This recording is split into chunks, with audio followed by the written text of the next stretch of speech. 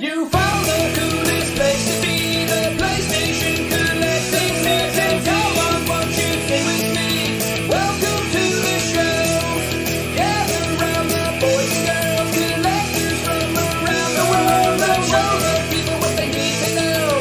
Welcome to the show. Gonna talk to guests, only got the best. Gonna put their knowledge to the test. Gonna laugh and eat, gonna live the dream. Gonna show you things you've never seen. Gonna sing a song to the break of dawn. Gonna rock this party all night long. So come on everybody, let me see you dance. Get yourself ready, you got one more chance. You found the coolest place to be, the PlayStation collecting season. Come on, won't you sing with me? Welcome to the show.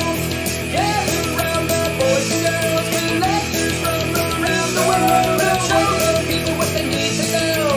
Welcome to the show. Welcome to the show. Welcome to the show. Welcome to the show.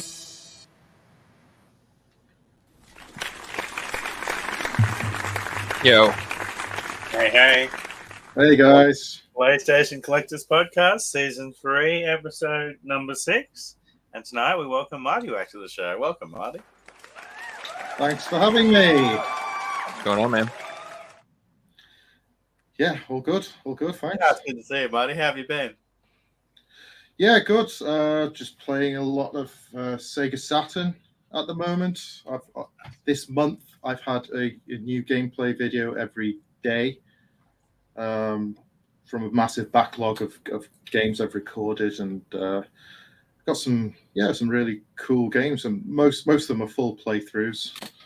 That's cool. Some got some obscure things like a Shin Megami Tensei Japanese exclusive, which I couldn't play longer than half an hour. Haven't got a clue what's going on. It's cool to upload that content, though, because like a lot of those games might have 1, 2, or maybe even like no videos on YouTube. So, that footage people... Yeah. I think Interestingly, I got a lot of views on Crazy Ivan just for no reason. That got like 1,000 views in a day, which normally I'd get about 50 odd views or something. But for some reason, Crazy Ivan just hit the jackpot. that's you hit the algorithm. That's what just people were feeling that day. You Yeah. never know. Yeah, I always feel like if you're a JRPG fan, I think that's the bane of everyone's existence. Is like how many amazing games there are there haven't been translated, and I swear like every real fan has tried. They're like, I'll just give it a go. I'll get a game and I'll see how far. You just can't. It's like you're like, I don't even know what I'm doing. Am I equipping gear, selling gear, using magic? What am I doing here? I back in the day, I used to have Actraiser on the Super NES. Japanese version. I didn't realize that had a simulation mode in it. Half of it is an action platformer, but the other half is a simulation god game, and that was all in Japanese, and so many options. You just had to work them out. No internet, nothing to help you. Yeah, Thank God now. I can play Japanese games with my Google Translate on my phone. I just show it, it translates live off the camera footage. So that's really useful. Cool. It's not perfect, but it's great when it rewrites things on the screen for you. I mean, not for story mode, but for options and things like that. Mm-hmm. You know how to select easy mode. That's all you need is easy mode in these games. One of my buddies, Psyched PS2, who was on the podcast last year or so, he's collecting a full PAL PS2 set. On his YouTube channel, he's playing through every single PS2 game. And I find it interesting to go on his channel and view by like most viewed videos, because it's really interesting what games people want to watch. It's not the ones you expect. It's like, completely out of the way. Go and check it out for yourselves. It would be really interesting. Yeah, we'll do. That will take some time. I don't think you've got enough life to play all the PS2 games. How many are there? There's thousands. There's like 2,200 or something. He's getting through it. He's been doing this for almost a decade now, and he's getting there. Well, that's a good start. 10 years. But the thing is that a lot of them are longer, aren't they? They're not like an hour like the older consoles. most of them you're talking about 10 hours at least. He doesn't 100% the games, but he plays through to like the credits, or if it's like a that's what I do as well. No, he's got to play like all the Gran Turismos, get all the cars, all the upgrades, unlock everything. He's got to complete 100%. I'm pretty sure he did at one point. Like, yeah, maybe it's just games he likes. No, it's everything. That's bad. Viewers vote on what's next. Yeah, I might. I do that sometimes, 100% of the game, but very rarely. It depends if I really love it or not, you know. But like a Mario and a Zelda game, they're getting 100%ed every time. Except maybe not this Tears of the Kingdom though, because I haven't finished it yet because the way I was playing was trying to 100% it. So I was, marking off regions, with a guidebook and that, stuff that's really obscure and you're never going to find, because there's that much in the game and no waypoints or anything. But I started doing that and it was starting to get a bit long. I'm about 150 to 200 hours in and I still didn't bother finishing it. And so I keep thinking I need to get back and finish the bloody game. But, I'm the same. Every time I put it in, I can't play it for more than 5 minutes. It's just like, there's so much to do, and I look at my quest line, and it's like, do this and that, and I'm just like, maybe I'll get back to it in a few more months. Let's put it down again. Yeah. I did it for Breath of the Wild. I did about 200 hours the first go, and then when the DLC came out, I put another 100 hours into 100% it. So I was thinking maybe I'll do the same with this, but I was trying to not complete the game so that I've only got the boring bit to do at the end, 200 hours of boring bit. I wanted to split it through, play story within the 100%, but then I ignored the story and I haven't even finished it in 150 hours. I'm laughing because I did the same thing. I finished all the recipes and I've was doing I haven't finished all the shrines, but I was unlocking them all on the underground. I was making sure I found every one of the lights. So the whole map's explored. So once I actually want to play things, I don't have to unlock the map. And the underground is a bit of a time waster, really. There's nothing really that interesting in there. I mean, it looks awesome, but I don't know. It just I like the fact that you go onto the islands on the top level in the sky, and you can unlock a treasure chest. You find a treasure chest, and that gives you a map into the underground. So it gives you a reason to explore the underground because you'll find a chest that you wouldn't have found just by exploring. It's well hidden. You'd only find it with that map. So I thought that was a good little bonus to get a good use out of the sky worlds and the depths. I enjoyed some of the bosses they had in the underground too. They were crazy hard compared to the normal bosses and things like that. Yeah, they're much better than Breath of the Wild as well. Much more unique. Or just seeing dragons flying around in the first 15 hours of the game, and then you're 120 hours in fighting the thing that you've seen at 15 hours. Yeah, it's an amazing game. I just need to find some time because there's that many games that come out. I've got my retro games to do, and new games keep coming out all the time. I mean, I'm on the Prince of Persia just came out. Yeah, that looks great. It is excellent. I didn't even look at anything. I just caught a couple of screenshots and I thought that looks like it's going to be good. So I started playing the other day and on release day, and it's like, yes, it's a Metroidvania. Yes, my favorite type of game, and it is exactly that. It's just copy and paste Metroidvania, but putting its own spin on it, and I love it. It's it's right at the top end of Metroidvanias, and it's surprisingly large as well. The map is absolutely huge. Okay. Nice. So- Joe's told me. Yeah, No, I'm definitely picking it up. I don't want to pay $50 for it. I'm hoping I'll I just can get download cheaper it. than that. Yeah, that's true. And I just Yeah. Oh, have you heard about the that Switch Flash cart that's just been released? Yeah, so that's going to be the topic of our show tonight. I named it. This is going to kill used Nintendo Switch games because there's a new Switch card out that yeah, let's talk about it right now. So it's called the MIG Switch, plug and play, easy backup, micro SD not included. So basically, the idea is to back up your games on this Switch, which sounds like a good idea. But if you do that, your games suddenly become locked to that account. And if you say, for example, sell your games and someone tries to then play them, this was what happens.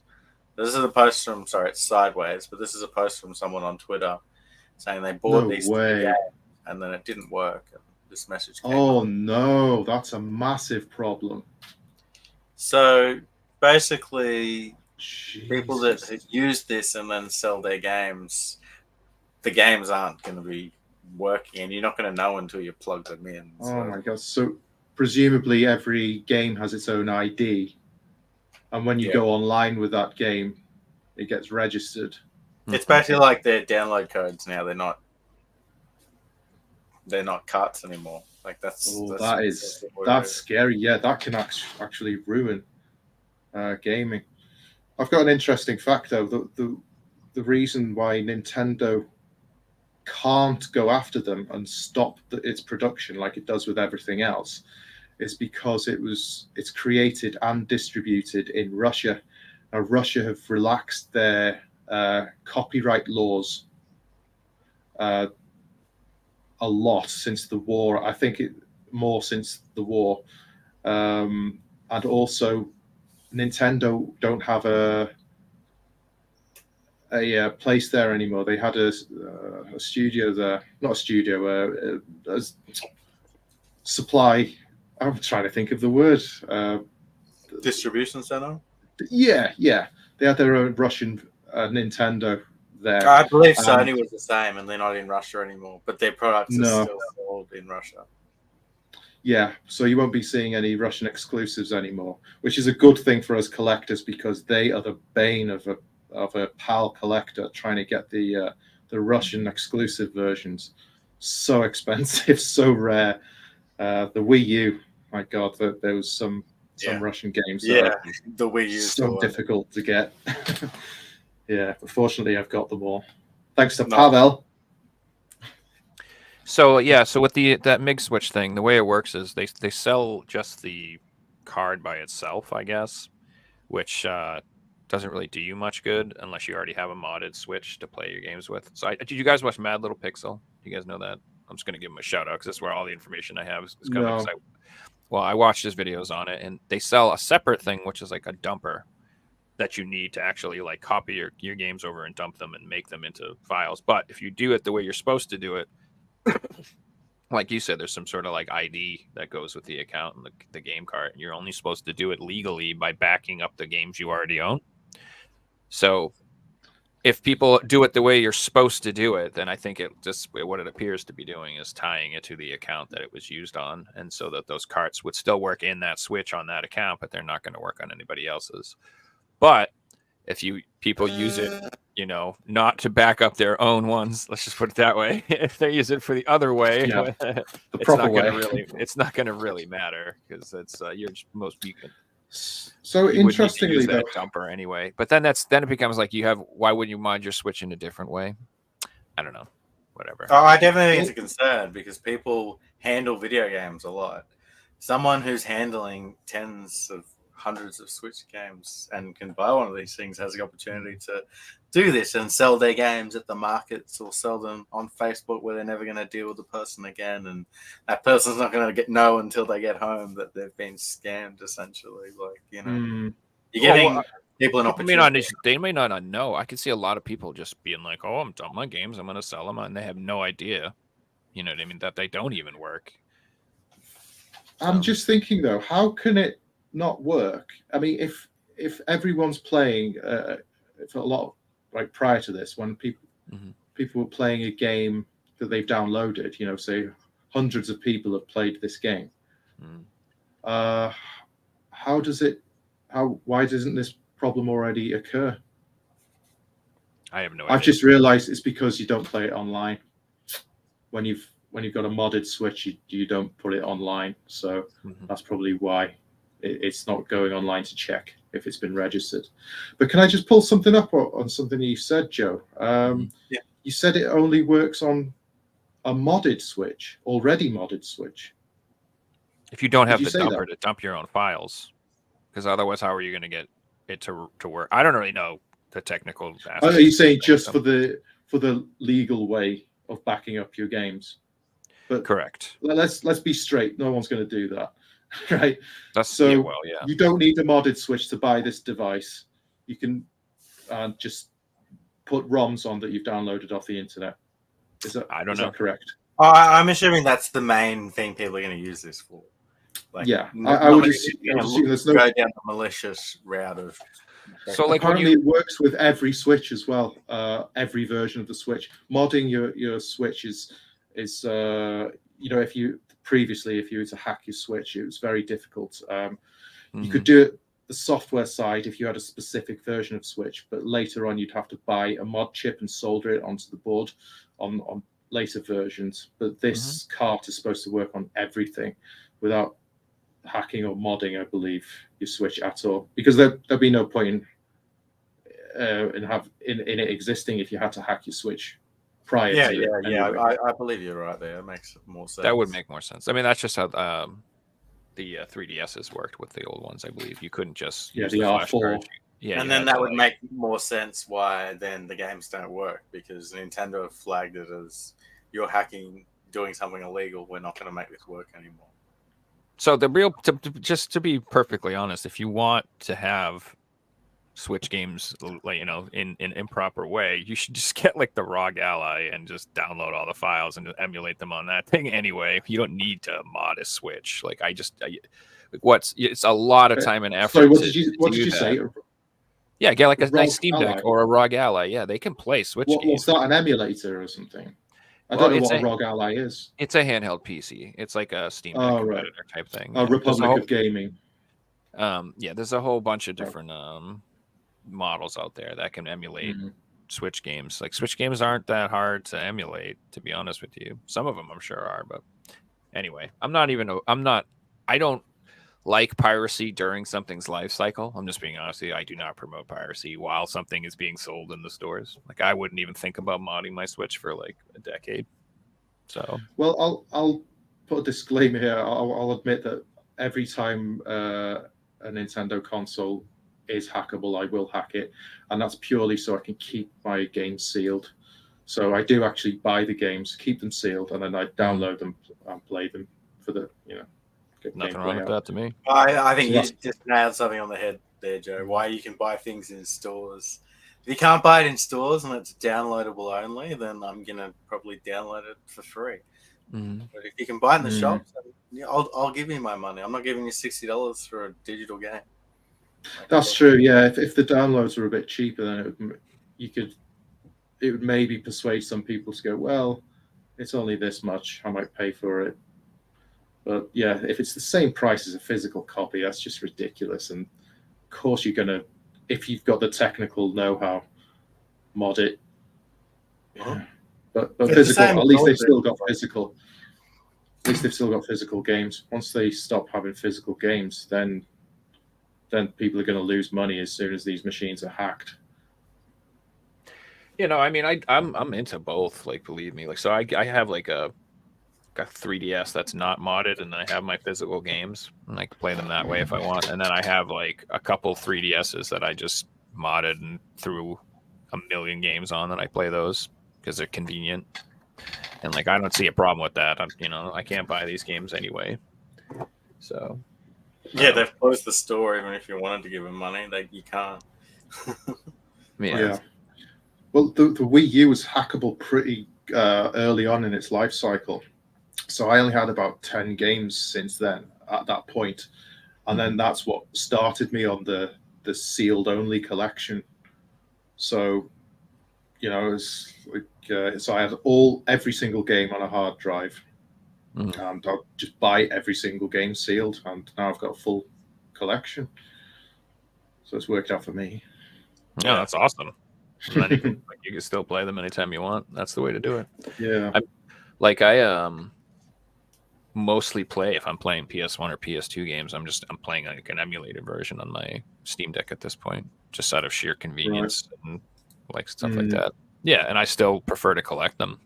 And I think I went over this before too, like even just going through the library and downloading a bunch of ROMs to fill up my Steam Deck, it actually made me buy more physical games, not really the other way around.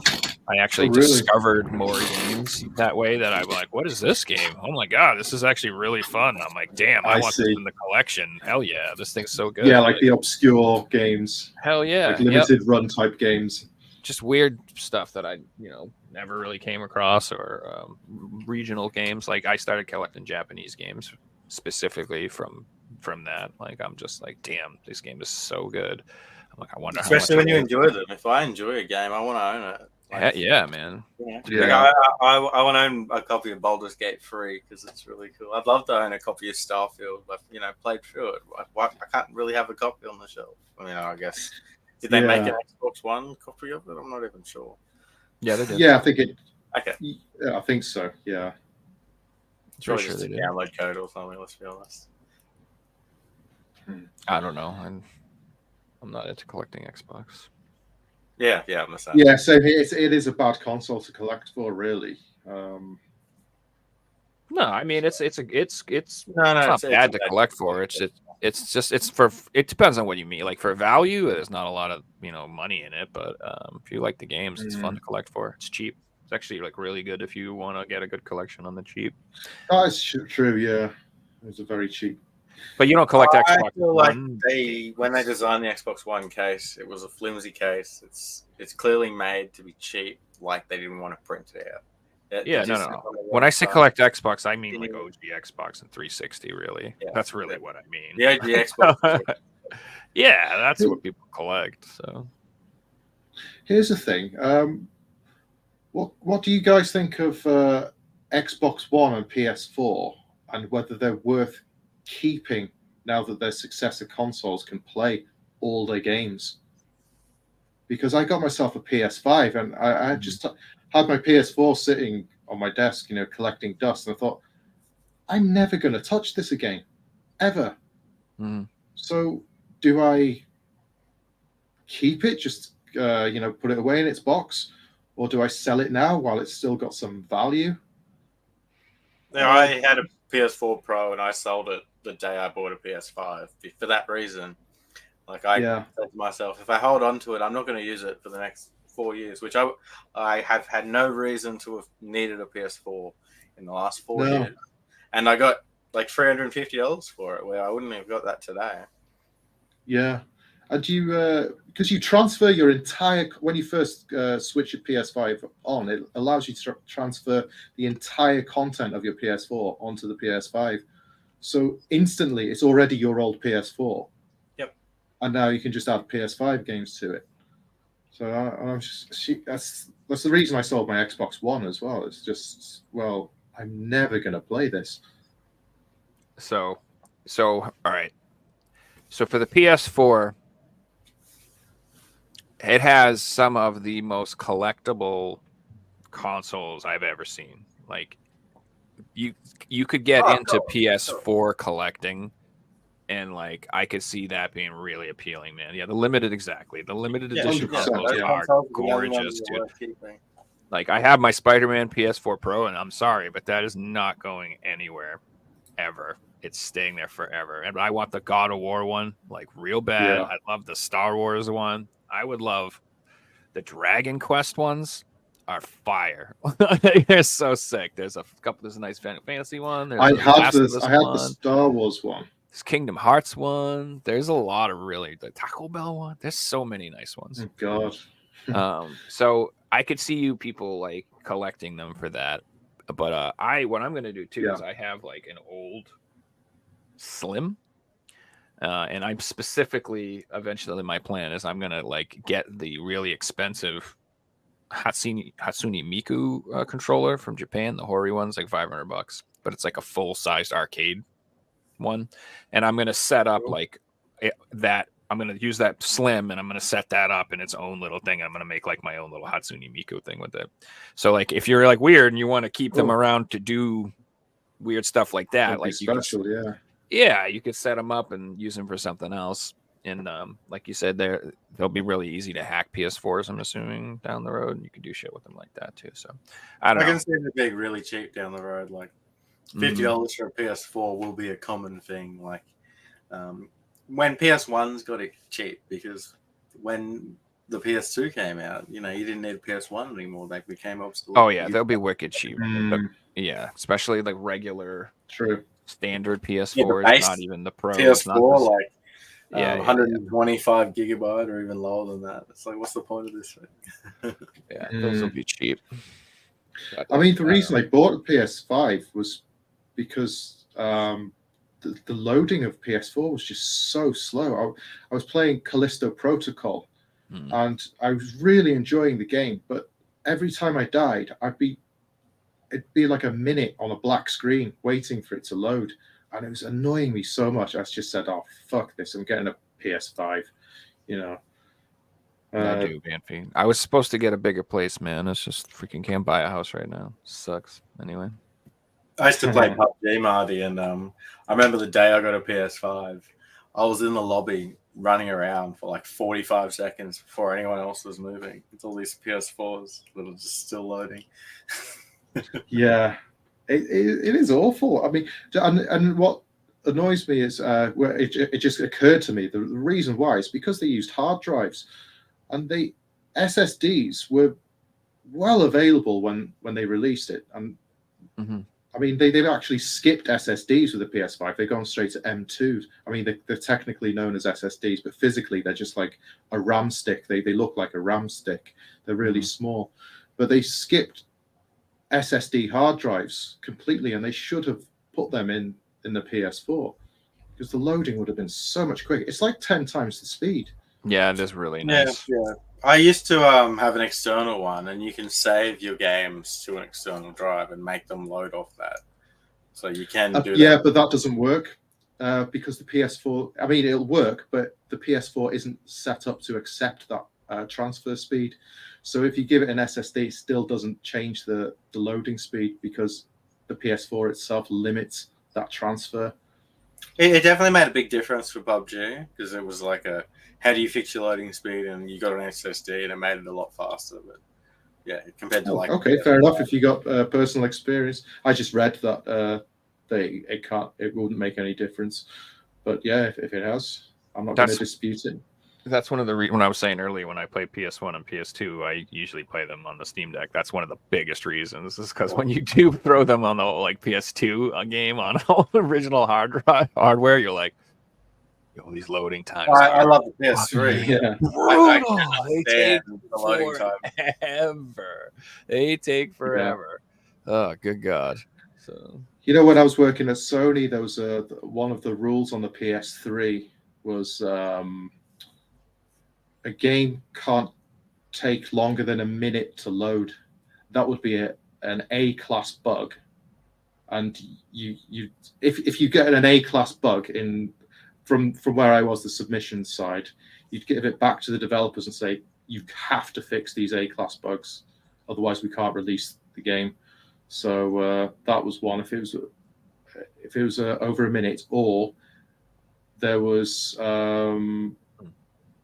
a black screen can't be longer than 10 seconds. Just if it was entirely black, that would be a game failing bug. So it's good they did have the measures in place to try and minimize the loading speeds, and so it was possible. I think near the end they started ignoring that bug because games were getting a bit too much. As they do, they just progress more.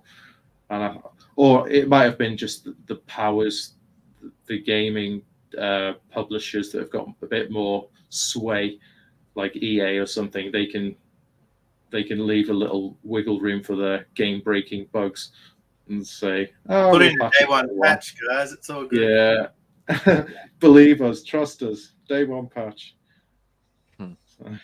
That's what it's all about. Now this year it's like the Game of the Year edition will work.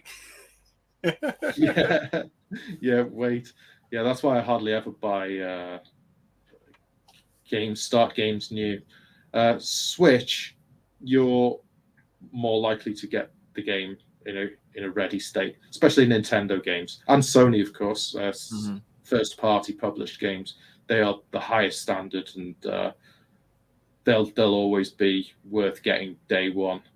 But when you're looking at third party publishers, especially on PC, there's no real because on the PC they don't have to send it to anyone. They self-censor basically. All the bugs are on them. If a third party releases a game on Sony or Nintendo, Sony or Nintendo take the responsibility of the quality assurance, and they will say, no, this isn't up to our standards. You can't release this game. So that's why PCs are more likely to get broken games on day one. I feel like the last 2 years we've definitely seen a change in day one games being less broken. I played Elden Ring day one and it was perfectly fine. I played Tears of the Kingdom day one. It was perfectly fine. I played Starfield day one on a PC that didn't have the specs to be able to run it perfectly, and I had no issues, and I never downloaded the patch and played 120 hours, and it's a Bethesda game. So I was genuinely surprised at that. So yeah, the same happened for me with Cyberpunk. That was apparently riddled with bugs. I played that day one on PS5. It was terrible. Really? Oh, wasn't there an issue with that they actually used the PS4 version and kind of upscaled it rather than make for like 6 months? Ah, right. But it didn't work on PS4s. Right. Yeah. I think I'm like 60 hours into the game and I crashed like 30 times. You know? Oh my god!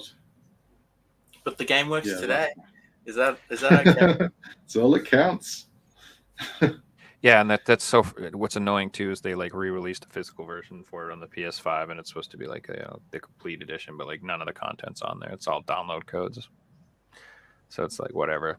It just drives me crazy when they released an updated complete edition, Game of the Year edition, and there's still nothing on the disc. It's like, okay. Yeah.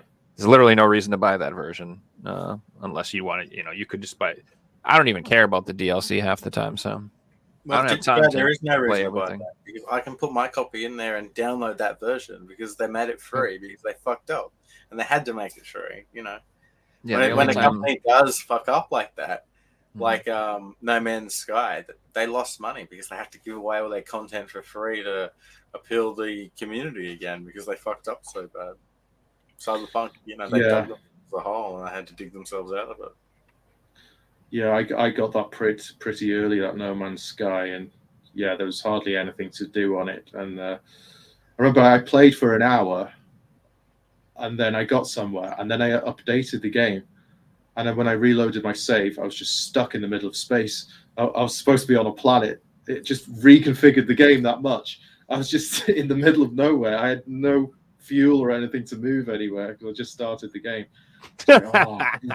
Really don't want to do that. It was such a weird experience. I went into it expecting this is going to be cool, and it's awesome. The first half an hour pretty cool, and then you start flying anywhere, and you land on your second planet, and you realize there's nothing here, and there's nothing to do, and everything's the same. Yeah. That's one gripe I've got against procedurally generated games. If anything calls itself a roguelike now, I just ignore it. I'm not interested. Every single roguelike has annoyed me just because they're not designed properly. They're not designed by the developers for each. A good game is designed all the way. With these roguelikes, they just shove some assets in and let's see what you get. And you could get a completely boring place with nothing to find. And which is often the case, and you're just walking around. Yeah, this hasn't been designed, so I've got something to do every 5 seconds. It's just I'm just roaming around. There's nothing here. So yeah, I just ignore them now. I can put a counter to that. I do agree with you in the most part, but a game that I played in the last few years that had roguelike elements was Stardew Valley, and I think that game implemented it really well, where it was just one section of the game, and it was the dungeons, and that was good because it was a thing that you were going to do hundreds of times, and if they made it the same, I wouldn't have done it. So some games I haven't played that. But something that comes hand in hand, but it's not really the same genre, is that I'm like you just mentioned, I haven't played Stardew Valley, so I'm not sure if I'm getting it right from you. But is it this kind of game where you're given a dungeon, you play it, you die, you kind of you earn some experience points or something, play the dungeon again, but it's different? Is that? I mean, every time you play, is it different? Yeah, and it's got an unlimited amount of floors, and every floor gets a little bit harder, and you know, you can get to floor like if you grind hard enough. But if you die, does it change the level layout again? Yeah. Anytime you go in that dungeon, I think it's different because it's like on every day it resets, right? On a day-to-day basis. So it's got I don't like a day timer. Okay, so I don't like that style of game either because, and I think it's slightly different than procedurally generated. They don't always go hand in hand, that style of gameplay. But what was that? Rogue Legacy. That was my first type of game like that I played. And you're in a dungeon. It's a platformer.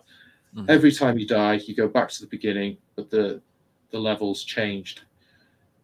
Now, I wasn't learning to get better because I don't know what's coming up next. All I was doing was grinding to be able to purchase power-ups like better health, better attack power, or something like that. So really, all I was seeing there was a grind fest. I didn't see myself progressing. It was just get some more money by, to buy myself as a better character. I think Dead Cells does the same thing as well. And I can understand if people like that, but for me, it's just like I'm just grinding here. No, I know what you mean. I do completely understand that, and Stardew Valley is like that. Like, it's 100%. If you start the game and try and beat the dungeon on the items that you've got at the start, you're gonna have a bad time.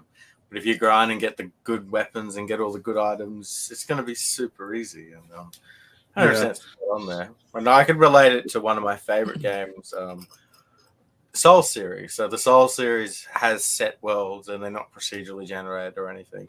But Bloodborne has these things called the Chalice dungeons, and they're these randomly generated dungeons, and they're like known throughout the community as like the most awful part of all the Souls games, and everyone hates them because they're different and you can't memorize them. And yeah, it's spot on too. They never went back to this gameplay design either.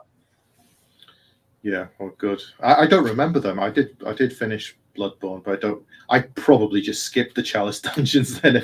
They're not required. I did know about them. They're required to get the platinum trophy. So. Right, yeah. So I don't really go for those. Oh, another game where I was saying that gameplay mechanics, so it doesn't go hand in hand with roguelikes, is Mega Man 11. I'm a massive Mega Man fan, and the 11th one they brought out a few years ago on all the major consoles. Mm-hmm. What they did with that was different to the others was it was harder than the originals, and the originals are notoriously difficult games. But this 11th one, it was harder.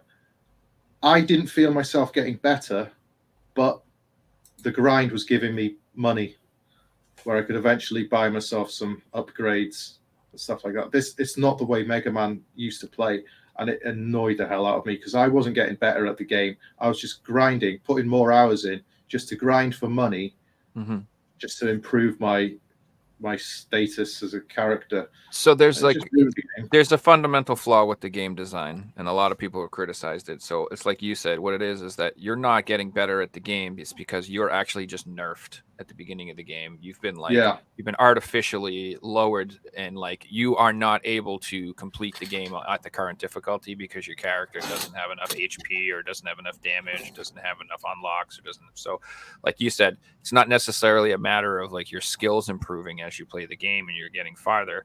It's just you're accumulating more resources, and then you can unlock the thing that gives you more damage or gives you more health. That gives you now you can actually play the game.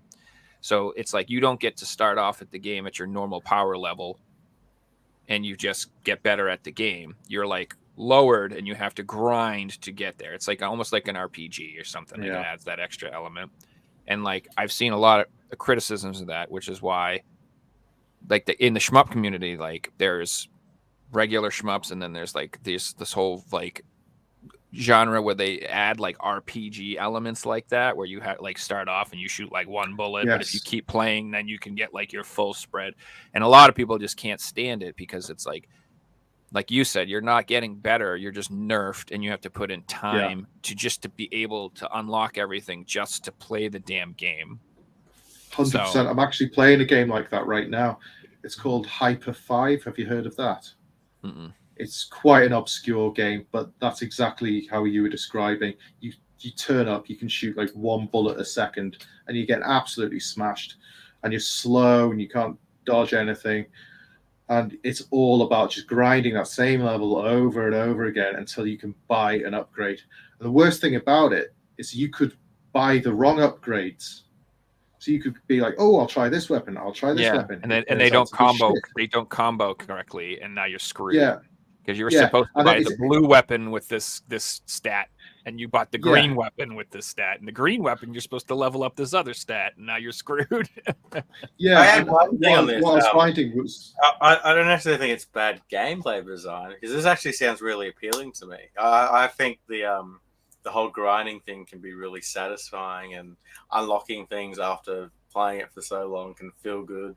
I'd like to go back to a game I played on PS2. It was The Simpsons Road Rage, and it was like a taxi simulator, and you could grind through the game, and the more you play it, the better cars you unlocked, and the easier it got, and the more money you'd make, and like that was the entire premise of the whole game. And I personally loved that, and I replayed it years later, and I still got the same satisfaction out of it. I'd say that's different though to the mechanic we're saying.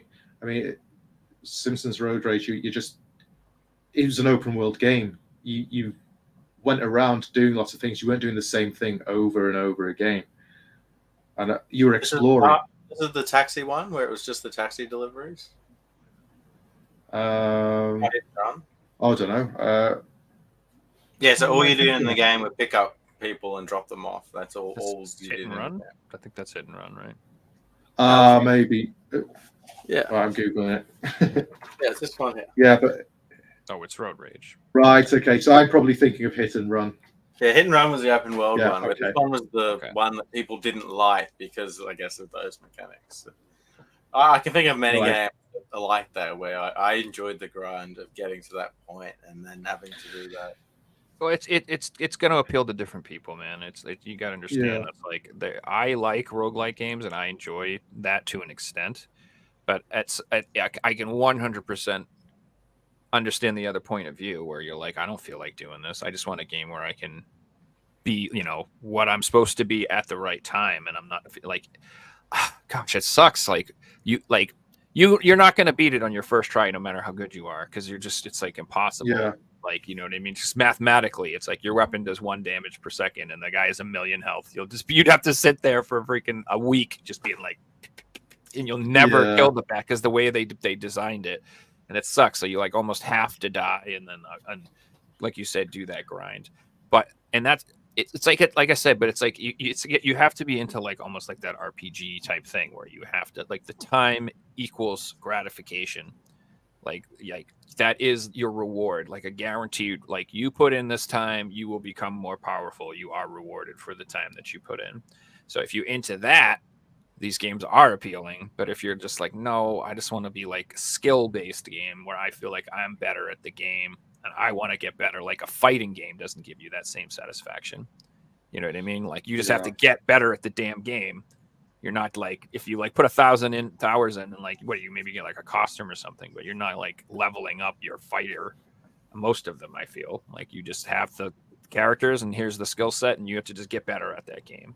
Does that make sense? A lot of modern games have had criticisms of that game design. So they've gone down the road of, instead of making you grind to get to be able to verse bosses, they just add in all this extra side content. So instead of grinding, you're just doing side content and things like that. And, you know, by the time you get to the final mission, if you've done all the side content, you're usually way overpowered. And like Zelda's a pretty good example, and different games like that. Yeah. You know, do all the side content, you get back to the missions, it's super easy because your health bar is like twice the screen and you've got all the items in the world and blah blah blah. But if you play through the game and do the missions in order, it's going to be really tough, you know, and you feel like I need to grind for it, but you don't think in your head I need to grind. You're just like, I can go do this boss or don't do this dungeon or this. So they've definitely changed. Well, that's why it's not grinding. It's just seeing the rest of the game, isn't it? That's grinding is doing something over and over again. And I was saying about that shoot 'em up I was playing. I'm afraid to try different weapons. There's about 20 different weapons to buy. I'm afraid of wasting my my hard-earned money, and I've done like 10 playthroughs of this level just to get enough money to upgrade my weapon. Now, do I try this new weapon, or do I just? I think the wisest thing is just to upgrade my regular shooter, because I'll be on level 2 then, which will be, you know, just more powerful. It'll dispose of enemies quicker. So in the end, I'm not even going to bother trying to see any of these other weapons, because it's just wasting precious money, which equals precious time. Yeah.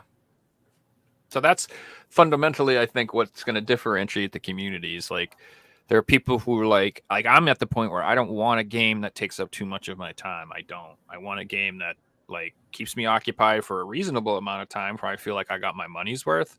Like, I don't want it to be too short or anything, but like I have so many games I want to play that like I don't want to play one game like all the time as much as I used to.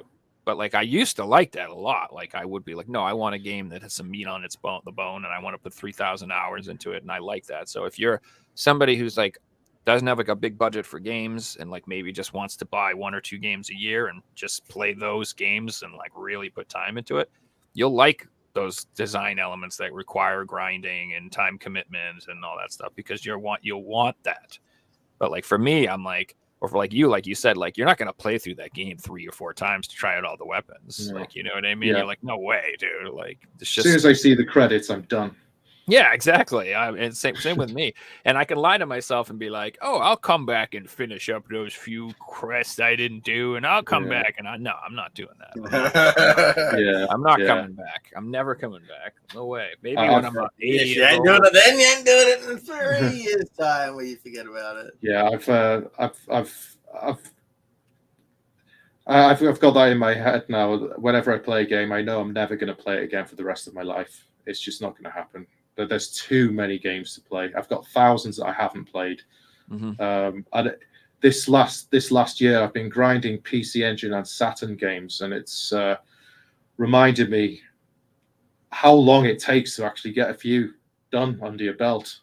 Because a lot of these games as well, they're short games. They're like an hour long, but to practice, you need a lot of them. I put like about 10 hours in, you know, just to be good enough to complete these games. A lot of these shmups, there's so many great ones on the Saturn and PC Engine, but they're so hard.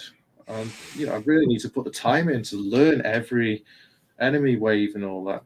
But so so that's what's funny. People are like, you can tell when people don't understand shmups when they're like, what do you mean? I got that game and I beat it in 15 minutes. And I'm like, no, you didn't. You don't know what you're talking about. You probably just said continue until you saw the credits or whatever. You didn't beat that game. Like a real shmup, like I'm putting hours and hours and hours of practice in to like really, you know, unless like, especially the ones that are like have a true last boss. Like you really haven't beaten it unless you've beaten the real boss. So that means you got to beat the whole game without dying and all this other crap. And like you said, you got to memorize.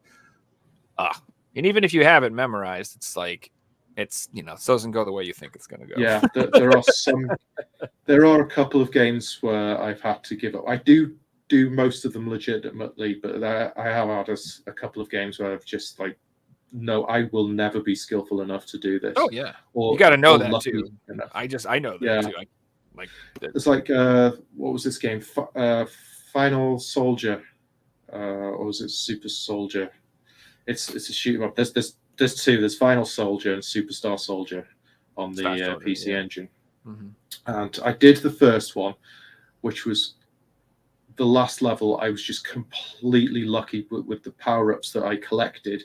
I just did the last level over and over. It was infinite continues. I was just over and over and over. I took hours on it. And it was just one run where I got the right random power-ups came up. And I stayed alive and managed to complete it. But its sequel, I had to do that recently. And it was the same again. I could do the whole game until the last level, which was just insanely hard. I just couldn't just physically do it. And yeah, and you know, you had limited lives on this one as well. So it's like, right, start the game again. And if you don't go into the last level already fully powered up, you have absolutely no chance. So it's basically you need to start the whole game again, get to the last level. If you die, you're screwed. Start again. Yeah, So that's if you get to the last level, so bad, dude, and you've got like 1 or 2 lives left, you still need to play it because eventually you're just going to learn the start of the game really good. You need to learn the end of the game as well. Yeah, but basically with these, they make them so hard that you can't get anywhere with no power ups. So you know it's a lot different. Your tactic for trying to get through it's more luck based rather than if you were fully powered up, you'd just smash through it. Really, just fill the screen with bullets. Yeah, and sometimes they like you can't recover. You know, you need like 5-6 power ups to get max power ups, and like if you die, you're gonna get stuck at a checkpoint, and they're only offering you 1 power up. So now you have to beat the like insane boss, which is a pain in the ass if you have all 5 power ups with 1 power up. Yeah, and it's just like you're stuck. Like even if they give you infinite continues, you're screwed. Like you're not gonna beat it because you're just like you'd have to play God mode for like 20 minutes. You'd have to dodge the shit for like 20 minutes because you have like no DPS now. It's like what the heck? Yeah. R-Type was like it took me years to beat that game, bro. Like I couldn't beat it, like because like that there's like one stage where you said like you had to get there fully powered up, you had to get through that whole stage without dying, and if you got hit, you're screwed. Like you had to start the game over. You're screwed. Yeah. So I honestly can't say I've finished this map because I've never fully like learned them and played through it properly. I've just played a couple of hours here and there. Couple of hours here and there. If it's got continues, I'd probably hit continue and beat the game like that. Yeah, well, the thing is, they are, they're reflex based, and I'm sure everyone craps themselves when they start these games. You know, especially the old ones. I'm sure everyone thinks they're just not good enough to do it. You know, or possible. You just think there's some. Yeah, you think it's impossible, and there's some amazing superhuman that's able to do it. So I don't know. I don't know what percent of people could actually complete these games. It'd be interesting to know. Like, is it a case of, well, if you just keep playing, everyone can do it? I don't think it's the case. I think you need a certain reflex level. And I think it's always above average. It would have to be. Oh, yeah. I'm always surprised when I look at platinum trophies and the percentage is so high. And I'm like, I just grinded like 150 hours for this, and 10% of people who have played the game have got it. But there's obviously a lot of people out there who are looking for that experience, and they're going to play it. So the more hardcore a game is and underground it is, the higher percentage of people that have probably finished it who have played it. Yeah. So there's with shmup specifically, that's a very, very small percentage of people who can play things on the hardest difficulties, and that's for me is where I'm like, well, I'd say just on easy. Forget it. Yeah, I mean, so I won't even touch hard. Every game like that, I'll put it on easy, and it's still insane. Yeah, so like there is like a limit of like your human capabilities, like you said. Like some people like I can't, like no matter how hard, like I just know I can't. Like I played games on the second to hardest settings, and it takes me months to beat them. And so, like, I just know that trying to beat that next level is never going to happen because it took me months and months of practice just to be able to beat this. And, like, it's just never going to happen. But then there are people out there, they can beat all the games on that crazy hard difficulty. But that's all right. So you just got to, like, you don't need to be that person. You don't to enjoy those games. Like you don't need to put it on the hardest difficulty, and you know what I mean. Like the way I always put it, it's like I could play baseball with my friends and still watch the major leagues and enjoy watching them play at their level, and I can still play at my level and have fun. And it's you know what I mean. And it's you can be into it and not be like God, and that's totally fine. Like you don't need to be like I don't know. That's why I don't like that's one of the things that I don't want it to. I don't like the elitism about some of the shmups. And some people are like, you can't do this. Because I'm also, it's very similar to like playing guitar, where like some people are just gods, man, and they're just the Yngwie Malmsteen and all that, and they're on this level, and you know what I mean. But but that doesn't mean you have to be that crazy to play guitar well and write good music and have a good time. Like you don't need to be that crazy at it. Like I don't know. Yeah, have fun and make something and have fun with it and enjoy yourself. I'd say with these old school shmups though, a lot of them you're not going to see much at all. I kind of see myself as the only person crazy enough to really try to do these. I know most normal gamers, if they pick up a game like these old PC Engine shoot 'em ups or something, it'd be like they die in 10 seconds and it'd go right, start again from the start of the level. You know, it's not continue. Here's a load of ships. It's like right, do it all again, get to the boss, die, start the level again. Like people just aren't going to have the patience for that. But I also think, well, you have to have a certain amount of skill as well. So I just think, who is going to get any enjoyment out of these? I mean, if you've got a game like they do the re-releases now, like you can get a Switch collection of Darius or something, and they throw all the cheats at you. They go, right, here's infinite lives, infinite continues, don't get hit, fully powered up, now play the game. But if you don't use any of those cheats, the difficulty, oh my God, the arcade games in particular, they are so much harder than console games. I can't last like seconds. And that's after practice with hundreds of games like this. I cannot last for seconds because they're just throwing everything at you. And even in the description that it was saying, oh, this version of the game is shorter, but they've made it all the bosses harder. Especially the end, they've made it harder again because they expect you to be fully powered up by now. That's given the fact that when you have to get every power up from the beginning of the game all the way to the end. That's what they expected from people. So that means no deaths, basically. If you do die, you lose your power-ups.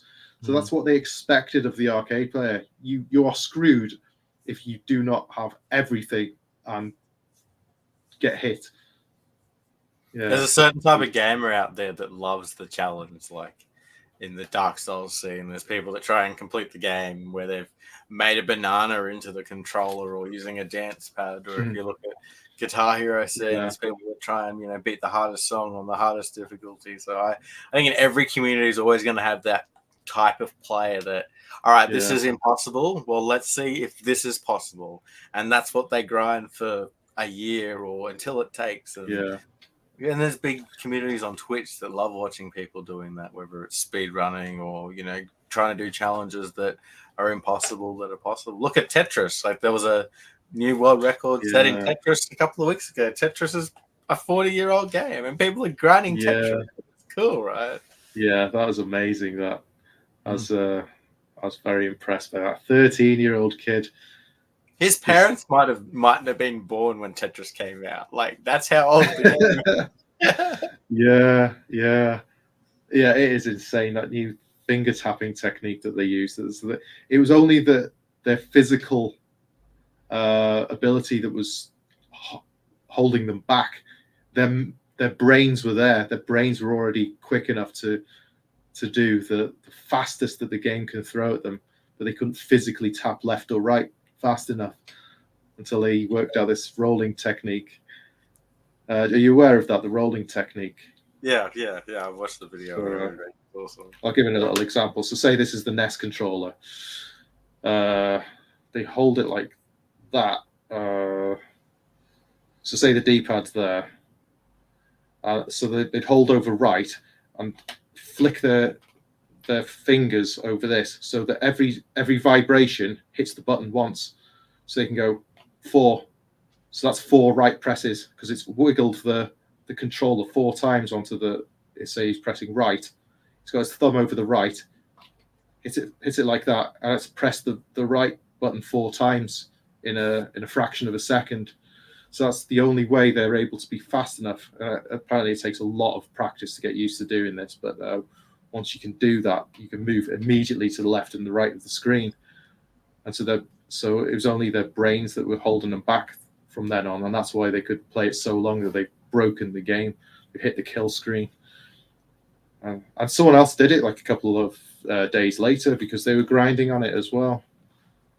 That's an amazing achievement. Recognition for the person who does it second, right? I didn't even hear that another person. Yeah. The kid got worldwide, attention, and the second guy, nothing, and he's a world champion as well.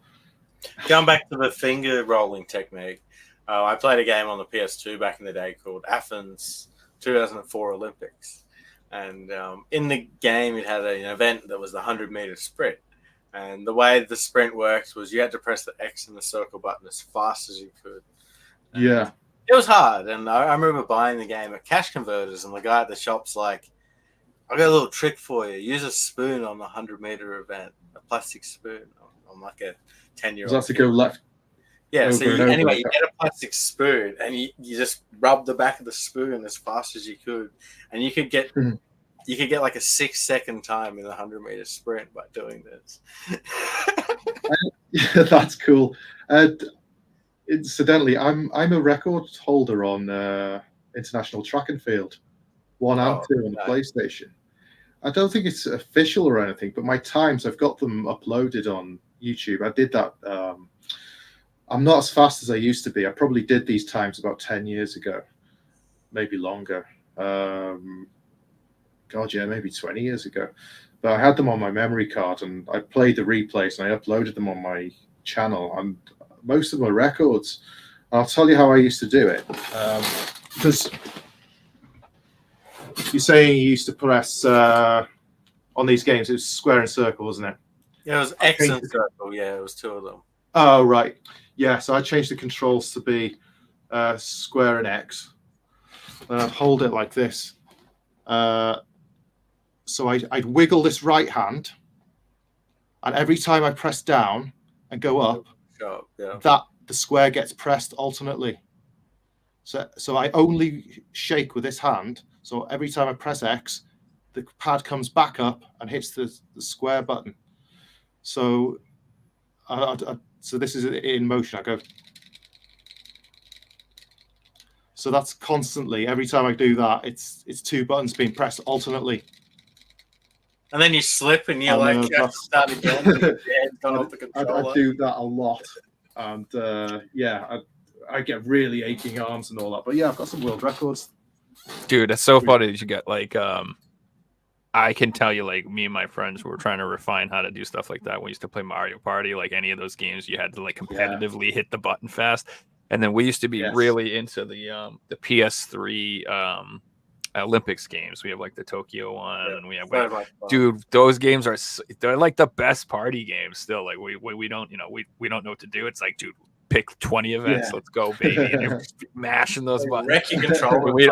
We'd all have some weird like way of doing it where it's like hold it like this, put the fingers like this, like all of us would come up with some way to try to win. Like, man, it's so funny, dude. The worst would be like the 400 meters because you got to do it for 60 seconds. And it's like you're leading the race. God, meters, and then it's like, I just can't do it anymore. Yeah. It would always be the same. We'd all kind of do the same, and then one of us would have some like freakishly good performance and like set some god record. And we'd be like, "What did you just do?" And he'd be like, "I don't know." Or be really good at like one event, like the shooting or the hard long jump or something. The hammer throw, baby. I crushed. I don't know. Was that the one that wrecked your controller? Well, you had to just spin the analog stick around and around. I wrecked PS2 controllers doing that. Yeah, probably. Did you? Dude, I love those games. Regarding that Mario Party one, do you know the technique for that?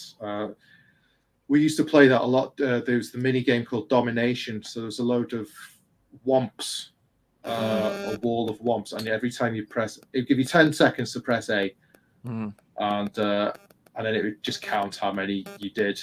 And we used to play that loads, but you can use the technique that I used on just that I've shown you. You can use that technique on just the A button. So every time you press it with your right hand, and if you've got your left hand in position properly, when you go back up, you're pressing it again with your left hand. So you get 2 presses every time that you shake your hand. So I maxed out the score on that multiple times. Just go, it just wouldn't. There was that one number wouldn't go higher. Remember triple jump? You remember the triple jump? That one when you had to like do 3 different buttons. You had to go back and forth. Yeah. But you had to do the running start too, so you had to get the thing. Yeah, that's what I meant. It was like 3 different things. You had to like, dude, like that one. Like the same as the bowl. I was really good. We got to play, Joe, because it's online. Is it? Yeah, I'm sure it is. Oh, I think the new one is. The new Switch game is. I'm pretty sure. I'm sure the London PS3 one is. Let me have a look. Oh, you're talking about the PS3 games. Yeah, dude, I would totally play those, dude. I would absolutely do that. That would be a fun stream, man. Yeah, it's really competitive, and what I like about it too, it's just like it's one of those things where like you could play with 4 people, but you're not like on a team per se, so you're not like fucking like mad if your teammate does bad or good or whatever. You're just like I like golf games for that reason too, where you're all just competing against yourselves and just laughing when you screw up. It's so funny, dude. Yeah. It's so funny when like you do a long jump and you just face plant, you suck or something. It's so good. It's so good. I'd really love like the 800 and the 1500 meters. Those events were so much fun. Everyone in pain. Just you hold the button and you plan when you're going to do the attack, and that were a blast. Yeah, we should definitely do that. You know, on the second track and field, on the long jump, I cleared the sand pit. I actually jumped over it, landed on my feet on the grass. That's hilarious. When you break like all the world records, and it's good fun. Yeah. You confuse the game. It's like I don't know what to do. Was that out of bounds? Yeah. Same with the javelin. I got that in the tracks. I love about those games is the one athlete did the shot put. He did the 100 meters. He was the guy doing the horse jumping. He was swimming. It was just the one character. Yeah. Oh man, so good.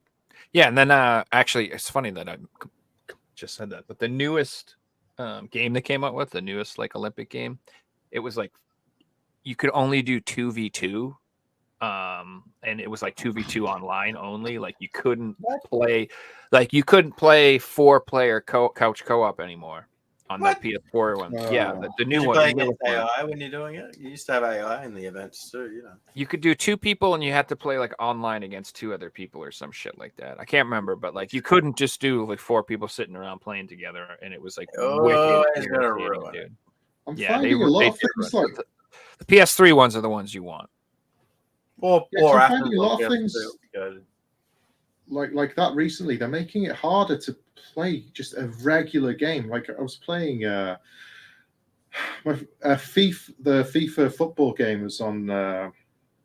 It was free on PS Plus, so my friends and I downloaded it, ready to play online together, and I could not start a game where all 4 of us would be playing against each other, just a friendly match.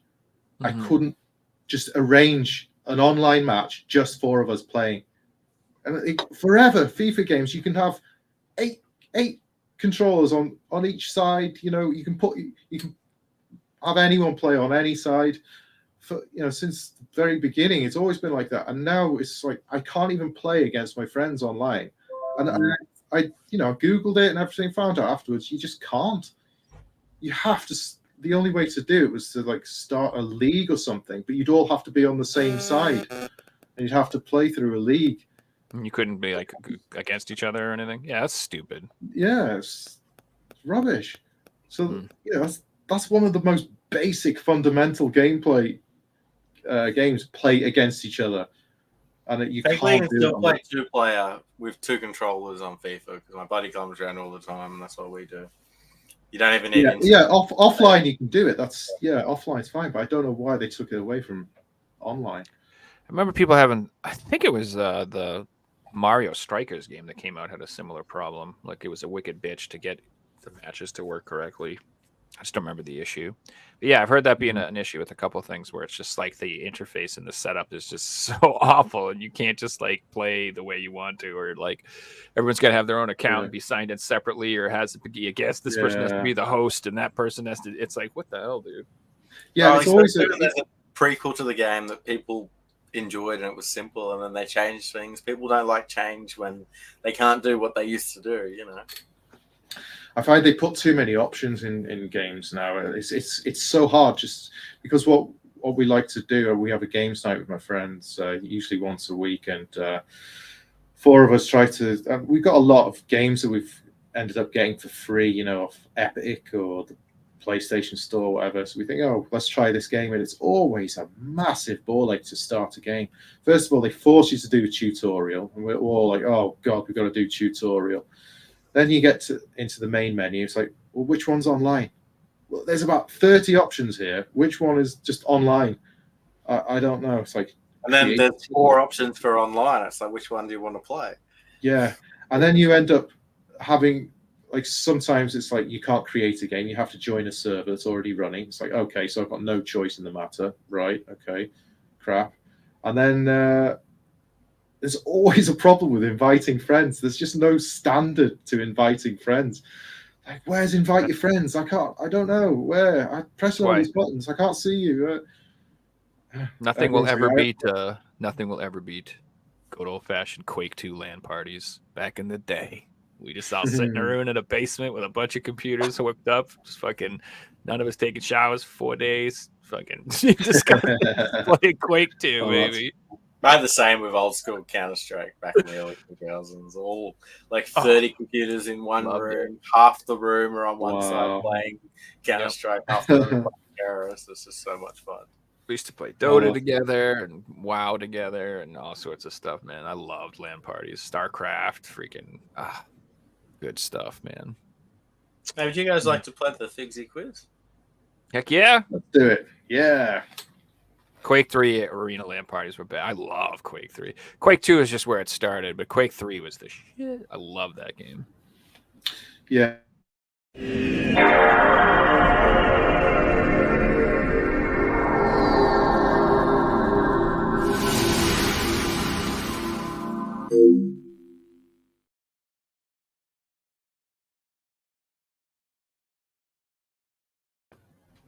All right, let me get out of the chat. Don't look into chat. No cheating. Before we start the quiz, let's get a question up for chat. So, chat, here is your question for the week. We need the full video game title.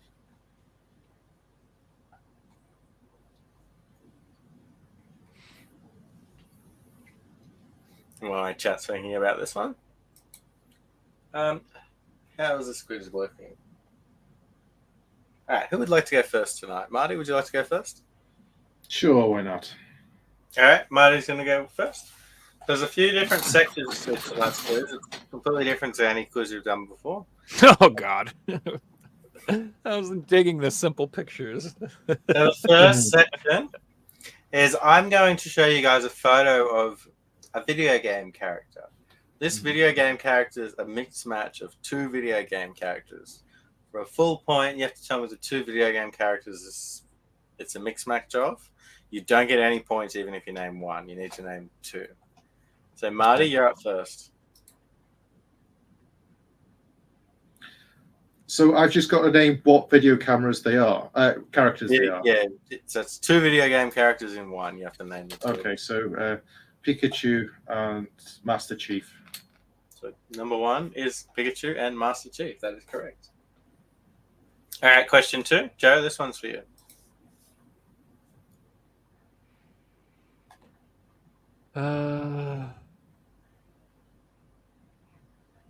It's Dr. Robotnik, and then gosh, is that Castlevania? I don't know. I'm kind of at a loss with the second one. Gonna say it's the guy from Castlevania. Is it Dracula? Incorrect. Marty? No. No, no. That's a really hard one. That I pass.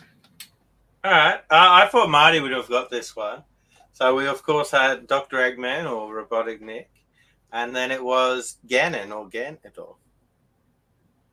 Really? I don't see it still.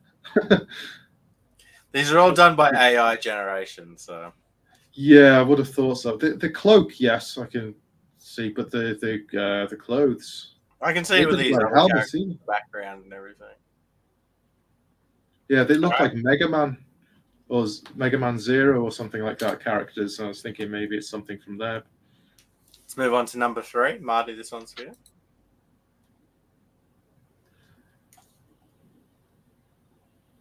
Sonic the Hedgehog and Kirby. That is correct. Hey, that's a hard one. All right, so moving on to the next part of the quiz. You guys have to guess the game from the description of the front cover. Joe? These are very long descriptions. Oh, Jesus. Images of viral collage of air horse seems to be a popular. These characters for different styles and appearance are in the various worlds and game. Okay, that doesn't give me any information at all. In the lower center, there's an iconic character with a red hat, blue overalls. Okay, it sounds like Mario. Alongside there in a green tunic wielding a sword and shield. It sounds like Link. In the bottom right, you see a figure with orange hair using device. Looks like a grappling hooker weapon. Okay. Chair characterizing spaces, a friend in the composition, certain flying is ready to combat. The images. I'm gonna say this has got to be freaking Smash Bros. Yeah. The answer is Super Smash Bros. Joe takes the Yeah. point. Like it's got every freaking Nintendo character on Earth. Yeah, what else? It's gotta be Smash Bros. All right, moving on to the second one. Marty, this one's for you.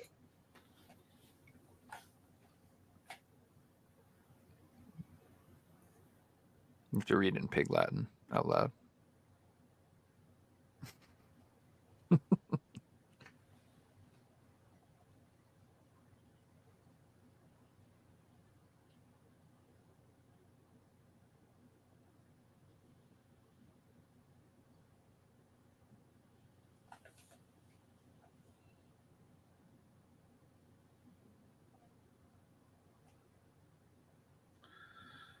Okay. I think the first sentence is a huge, huge clue. The image depicts a figure standing in the middle of a desolated cobblestone street, surrounded by what appears to be an airy Gothic cityscape. Yeah, it's the fact that the fate. I've Sounds like a Barbie game to me. I've only got one game in mind, but it's just the fact of saying he's facing away from the viewer that puts me off. But I can't really think of anything else, so I'm just gonna go for Bloodborne. I think that's it. Correct answer is Bloodborne. Hey! All right, I thought he was facing the camera in my mind. Joe, this one's for you. All right. This image features an animated scene where a character stands atop a rock outcrop looking over a vast landscape. Okay. The character is dressed in an adventure of a blue tunic and carries a shield on their back, while the sword is held in their right hand pointing downward. The term is utility chain, probably being a real warrior explorer. Visible a foreground of green grass and bright yellow green flowers. Heading to the platform. Steeping from mountains, valleys, Grand Castle, and the seat above the sky is going to there. This is Tears of the Kingdom. I'll give you a point. I know what it is. Can I interject? Yeah, Marty? Breath of the Wild. Yeah, one or the other. It is Breath of the Wild. I'll give you half a point, Joe, but Marty. No, you give it to Marty. That's fine. I didn't get it right. Right. It was one or the other. I just figured when he was said in the sky where I figured there were clouds. I don't know. All right, I can't next really one. think of what the other one looks like. It's got the sky and the underground, right? I don't know. It's just got the cloud. Yeah.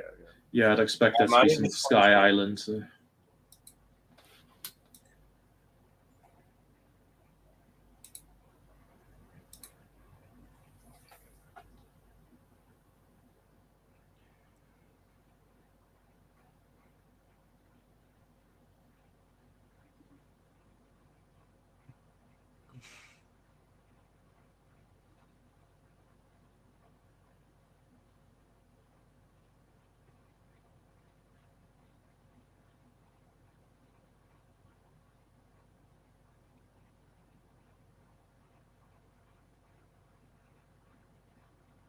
So whose turn is it? Marty. I think Okay. I know what it is, but I don't I'll know take- which one. I'll take the franchise here. Okay, Double Dragon. Double Dragon is incorrect. Hmm. Joe? I think it's Mortal Kombat. Correct answer? Mortal Kombat. Oh, well done. All right, so we now move on to the final round. And Pavel titled this round the trolling last question. Oh, come on. So take that with a grain of salt. I'll open this up to both of you guys. It's exactly the same format. We're going to have a question pop up on the screen. And it's the back. It's describing the front cover, and you guys have to guess what the cover is. It is a little bit tougher, though. Is it first to answer? First to answer.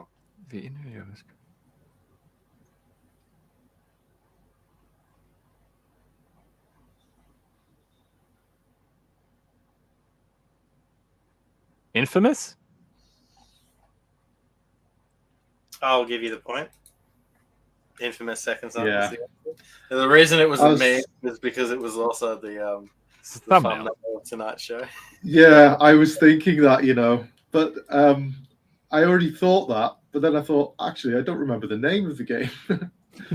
So, yeah, you got it. We had a pretty Well, I close had the clue. ending there, guys. So Joe finished on 3 points, but tonight's winner on 4 points is Marty. Well done, Marty. Well done. Well played, Joe. And then if we go over to chat, I can say Turner has correctly answered Crypt of the Necro Dancer. Congratulations. Nice, dude. Very nice. Isn't it Necromancer? Mm-mm. Necro Dancer. This is the Necro Dancer. Oh, yeah. I thought it was Mancer. Well, there's the high The Zelda roll one one. as well. Yeah. Maybe that one is. I don't really know. I think I own that game though. Pretty sure about You guys that. got any pickups to show off or anything cool to show off tonight? Yeah, I've got some. Do you want to go first, or have you got anything, Joe? Or I haven't Yeah, got too much, so I'll get them out of the way. Let's do it. You go ahead. Thanks. So I'm I always wonder what I'm going to show you guys every 2 weeks. So I've decided I'm going to go through my whole collection, starting with the PS1. We're going to do 5 games a podcast. So we're starting in alphabetical order from my PS1 collection. We seen this one a couple of days ago. It is 007 Racing. One of my, cool. I would say, nostalgically favorite games because I played it when I was a kid. Cool fact about this game is the number plate's actually a cheat code in the game, and it's on the front cover. Wow. Awesome. Which I thought was really cool. Hmm. Moving on, the second game of the collection. I basically have a rule with the PS1. If a game is $10 and it's complete black label, I pick it up for the collection because in Australia, PlayStation 1 games are pretty hard to come across. I believe this one fell into that category. So here we have 100% star. Now, what's interesting about this game is it has an original sticker from a place called The Warehouse, which sold basically like a Crazy Clark's, or just sold basically general goods cheaper than supermarkets and stuff. But they also sold video games, and they've been closed for about 15 years, so it's kind of cool to have their sticker on one of my games. Next one is Adidas Power Soccer 98. Not really much I can say about this one. That's pretty good. Pretty good game. Never played that one. I played International Superstar Soccer, so I can't really comment. Yeah, well, that was another level. Yeah. This is one of my favorite games of all time.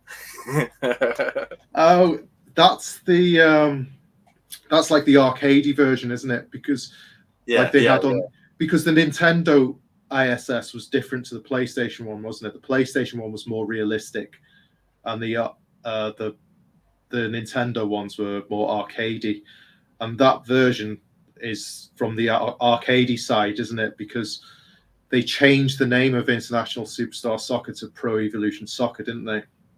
Yeah, And they started that on the PS1. Me and my brother loved that game, and like that was the game that got us into soccer. You know, like I fell in love with the Brazilian team and Chelsea and everything from playing this game. So it's cool. And I watch football every week. Here we have an Australian exclusive AFL 99. Awesome. And then the last PS1 game we're seeing today is the most exciting of the bunch. It's a horror title, and this one's in really nice condition. It is Alone in the Nice. Dark, the new Nightmare. Awesome. There's a new Alone in the Dark coming out this year, I think. Oh, really? Mm-hmm. Let's go. Remember that one that came out for the 360? Yeah, we got it on the PS3 as well. Alone in the Yeah, Dark. that was awful, wasn't it? Probably, I never played it. The whole franchise is a little questionable, if you ask me. But I think it was kind of an attempt to reboot the series, like make it more modern, and they totally failed. It got absolutely slammed critically. Yeah. And I think I played it and I gave up on it because it was crap. So, yeah. I got one more. This is a PS3 limited edition. It's pretty rare. So it is Far Cry 4, the Blood Ruby edition on PS3. Now, this was only sold in a store in Australia called JB Hi-Fi. And the way it worked is JB Hi-Fi stores all got a certain amount of copies of the PS4 version only. And if you wanted the PS3 version, you had to pre-order it. If you didn't pre-order it, the store got the PS4 version. So there was only a certain amount of these that were pre-ordered. So people that own this basically pre-ordered it back in the day. There's not many that have ever shown up for sale. So it's a very rare collector's edition. I've seen like 4 or 5 of them. It's in nice condition. that's really cool. Nice. You want to go next, Joe? Marty? Yeah, I'll go. I don't have a lot of stuff. So basically, I don't know what's wrong with me, but these are up for sale. I don't know if you saw these on eBay. They are pretty cheap. I got myself a nice sealed copy. Yeah, nice. Of the Nightfall. So I haven't opened one, but I did want to get a nice sealed copy. And I had ordered this from them, and it showed up crushed and damaged. So this is the second attempt, and this one actually showed up nice. It's not crushed. It's not damaged. Disc isn't loose or anything. So yeah, I grabbed the Nightfall, the UK PEGI version. There's also the German USK version too, which I'm wondering if the German USK version is actually going to become the rarer one. Curious. I doubt it. Would. No, it would, because the PEGI is European wide. It's not just the UK. The USK is just for Germany, but the rest of Europe gets PEGI. German one's different because they've got stricter rules, basically, so they don't all turn into Nazis again. So they really limit blood and stuff like that. I don't know how bad it is now, but they used to just in older games that all blood would be green. They'd never have blood in their games or anything. Can you imagine getting shitty video games your whole life because of some bullshit people did 100 years ago? And in terms of collectability, like collectors in Germany don't mind getting the UK copies of games, but people say in the UK don't want German versions of games. So yeah. I believe it. I couldn't think of one instance where the German version is the expensive version of a video game, unless the game's been banned. Well, I can give you one example, but it's only because of there's been on the Wii U. There's been a couple of German-only releases that you could only buy on Amazon Germany. So the ones that Lego Star Wars exclusive's different. They say it had a UK version. It's not going to be like that. Correct. Yeah. Speaking of the exact same thing, I picked up the sealed version of Space Blaze. I've been meaning to pick them up, but it's been 3 months now. They're still the same price, so I'm like, they say they only have like 12 of these left or some shit like that, or they were getting low on these. And this there's now multiple vendors on eBay who all have them for the same price. I wonder why. They must have just reprinted them. No, how it works is people, this game is $300. Let me buy 20 copies. And they realize, oh, shit, now I need to get rid of them all. And then eventually the prices all go down. Everyone sells them for the same price. Well, I have I was only able to get the German USK version of this. I actually didn't have the PEGI regular one. So I'm actually pretty pleased. So I have a sealed copy of this, and I have the Nightfall, and then I have an open copy of each if I ever actually feel like playing either of them. Which Space Blaze sucks balls, just so you know. It's freaking terrible. Nightfall is actually decent. Oh, okay. No, it's all right for a horror game. It's all right. It's not. My bar is pretty low. What I expect from a horror game, but yeah. It looks like it's up again. It would suck. Yeah. And then I got some DVDs, dude. I got Waterworld, finest film ever made, bros. Cool. Like $9. I bought it off Amazon, and it took them like a month to send it to me. Like it kept Is it updating. Blu-ray? It's 4K Blu-ray. Yeah, Ultra HD. Cool. Yeah, I mean, I just wrote down on a piece of paper In Flames because I love that band, but I haven't listened to them for years, and they're not in my like regular playlist anymore because I like just haven't searched them and keep wearing their shirts. So I've just written them down just to look them up after the show. Yeah, dude, these shirts are mad. Like this was from Sounds from a Playground Dying. I don't even remember. I think this one came out or something. Or Sense of Purpose. I think this is a Sense of Purpose. Either way. Yeah, they're dope. I like their old stuff. Their new stuff's okay. So they had that one really bad album, Battles.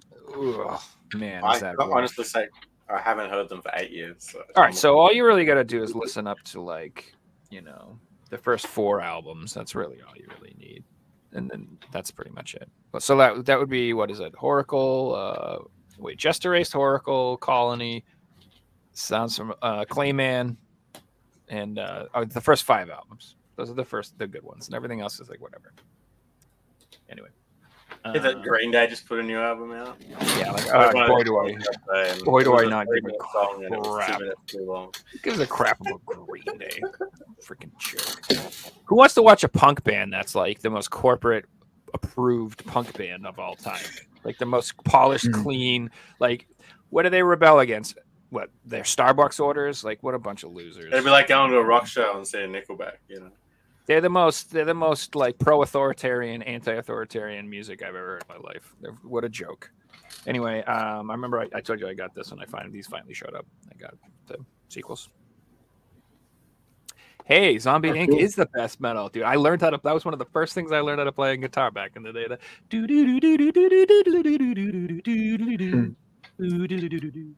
That shit's so good, dude. I could actually play that.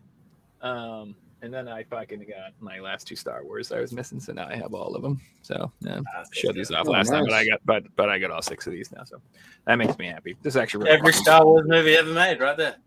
Well, full stop. All the real ones. No. Yeah, if you want to piss people off, I always say yeah, I have all 6 of them, and then you say the Disney trilogy, Han Solo movie, Rogue One, and the Christmas special. It's the worst ones. Yeah, Green Day is a joke. I like actual punk music. I used to listen to. I'm way out of it now, but like I used to listen to 15, Anti-Flag, and old AFI and stuff like that. Green Day was always a joke. Even back in the day, they were never considered like a real punk band. They're just a joke. They're like the Offspring. That's not real punk. It's a joke. Anyway, sorry. You're contagious, Joe. Turner said he's been buying 4K Blu-rays as well. Dude, I'm not. Did you see Gaming Off the Grid just put out a video? They're like, 4K DVD collecting is the future. Everybody's got to be doing. I'm like, see, I'm on the hype train. Everybody, once they announced they were pulling them out of the stores, like everybody was like, well, shit.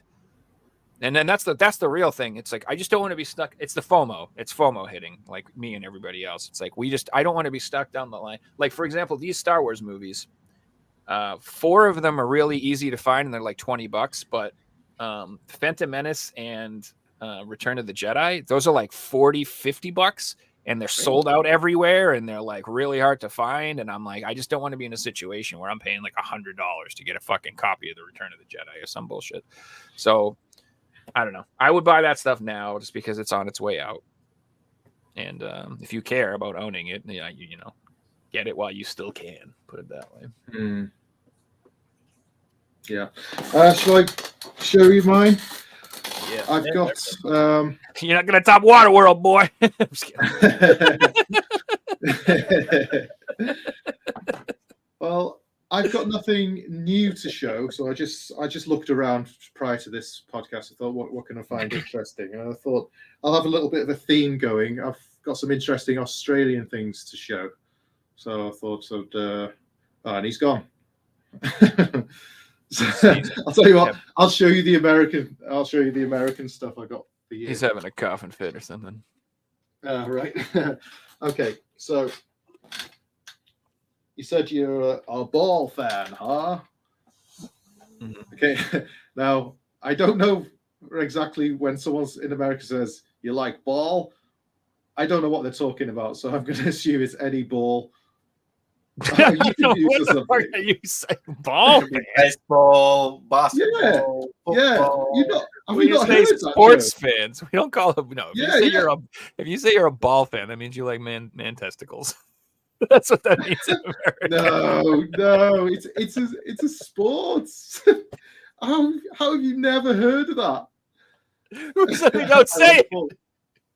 You've not heard that before. It is. It's an American. I've heard it before, and I'm not American.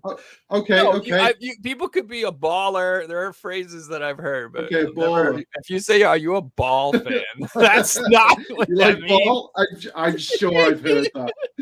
You like ball? Which ball? Anyway. All right. You know what? I'm like not into sports, so maybe I'm just. Okay, so Joe, I heard you like ball. That's true. I love balls. Wow. So this is a memory card for the Nintendo 64. What? Oh, that's shaped like a baseball. That is cool. I just acquired that somehow. Someone was just selling them really cheap when I bought a pack of N64 games. It has to be NTSC, not PAL, right? Yeah, but it won't matter because they're not region locked memory cards. Oh yeah, that's and the other one, American football. Yo, pigskin. That's so good. Some nice balls you got there, friend. Thanks, man. You're a ball fan, huh? Big ball I knew fan. Joe would like them. So yeah, imagine that sticking out of your controller. It's massive. That would be funny, dude, with the rumble pack. Big balls. Sticking out. I have the big ball. Mm-hmm. Big balls. Those are cool. Right. Next. Okay, so now I'll go to my Australian collection stuff. This is something on the Wii U that I bought recently that I did not know existed. It's this version of Animal Crossing on the Wii U. The reason what's different about this, I never knew this was different to the European version. But I'll just get the other one out. This is the European version, so looks the same, yeah. But they're different sizes. So if you look at the thickness. Oh, yeah. So they got the same content. Two amiibos, but they're just different sizes. And this doesn't have a top flap either. So, I thought I was done with the Wii U, and then I saw this. Like, oh God, there's another variant of this game.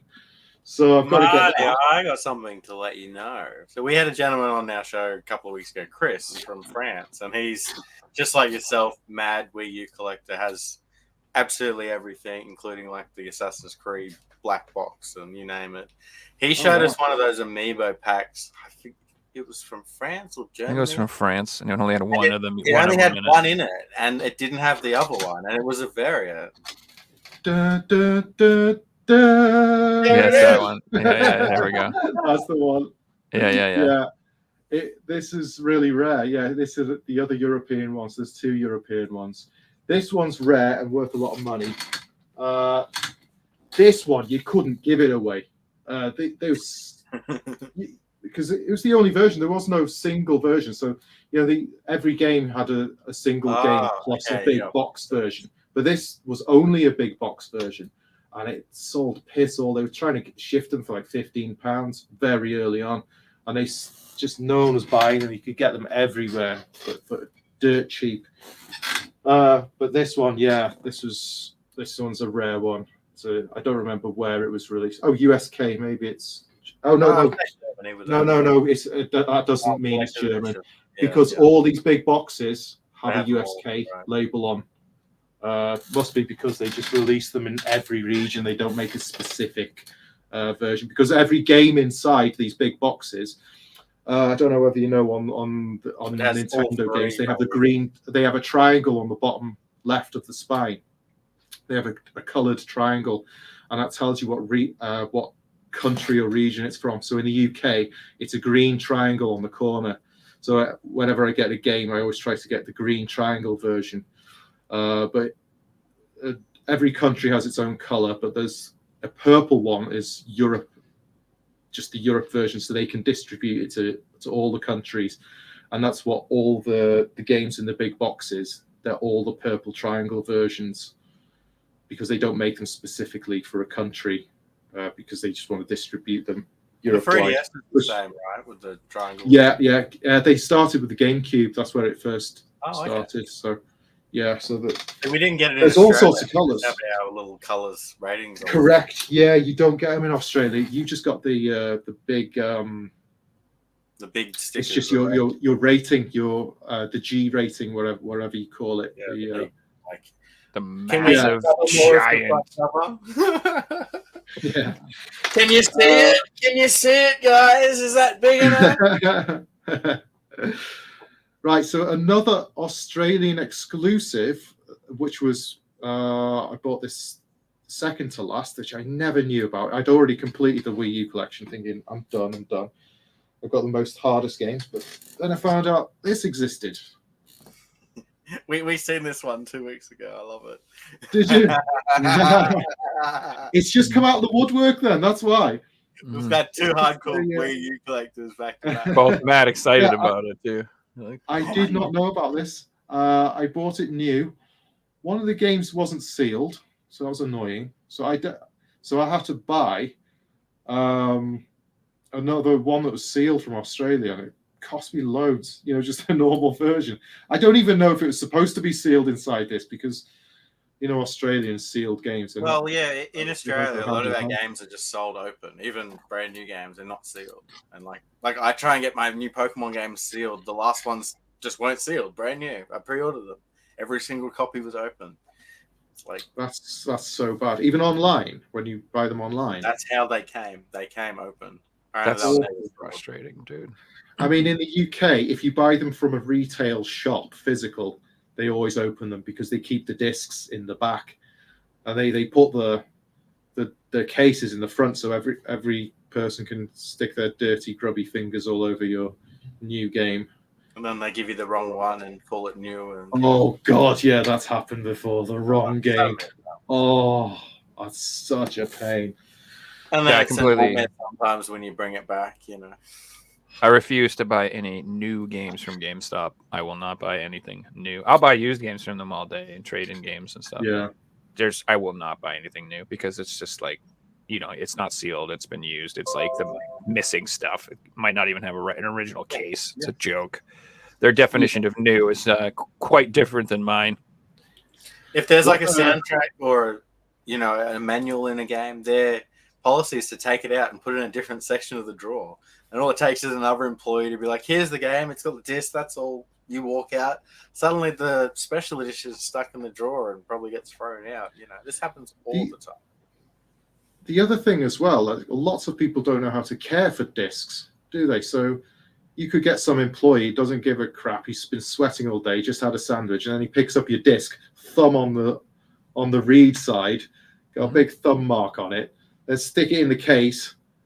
Find where the middle is. I've seen this before. They don't actually just look for the middle and place it in exactly where the middle is. They slam it down, find it by feel, scratching the CD in the process. I think they're Blu-rays.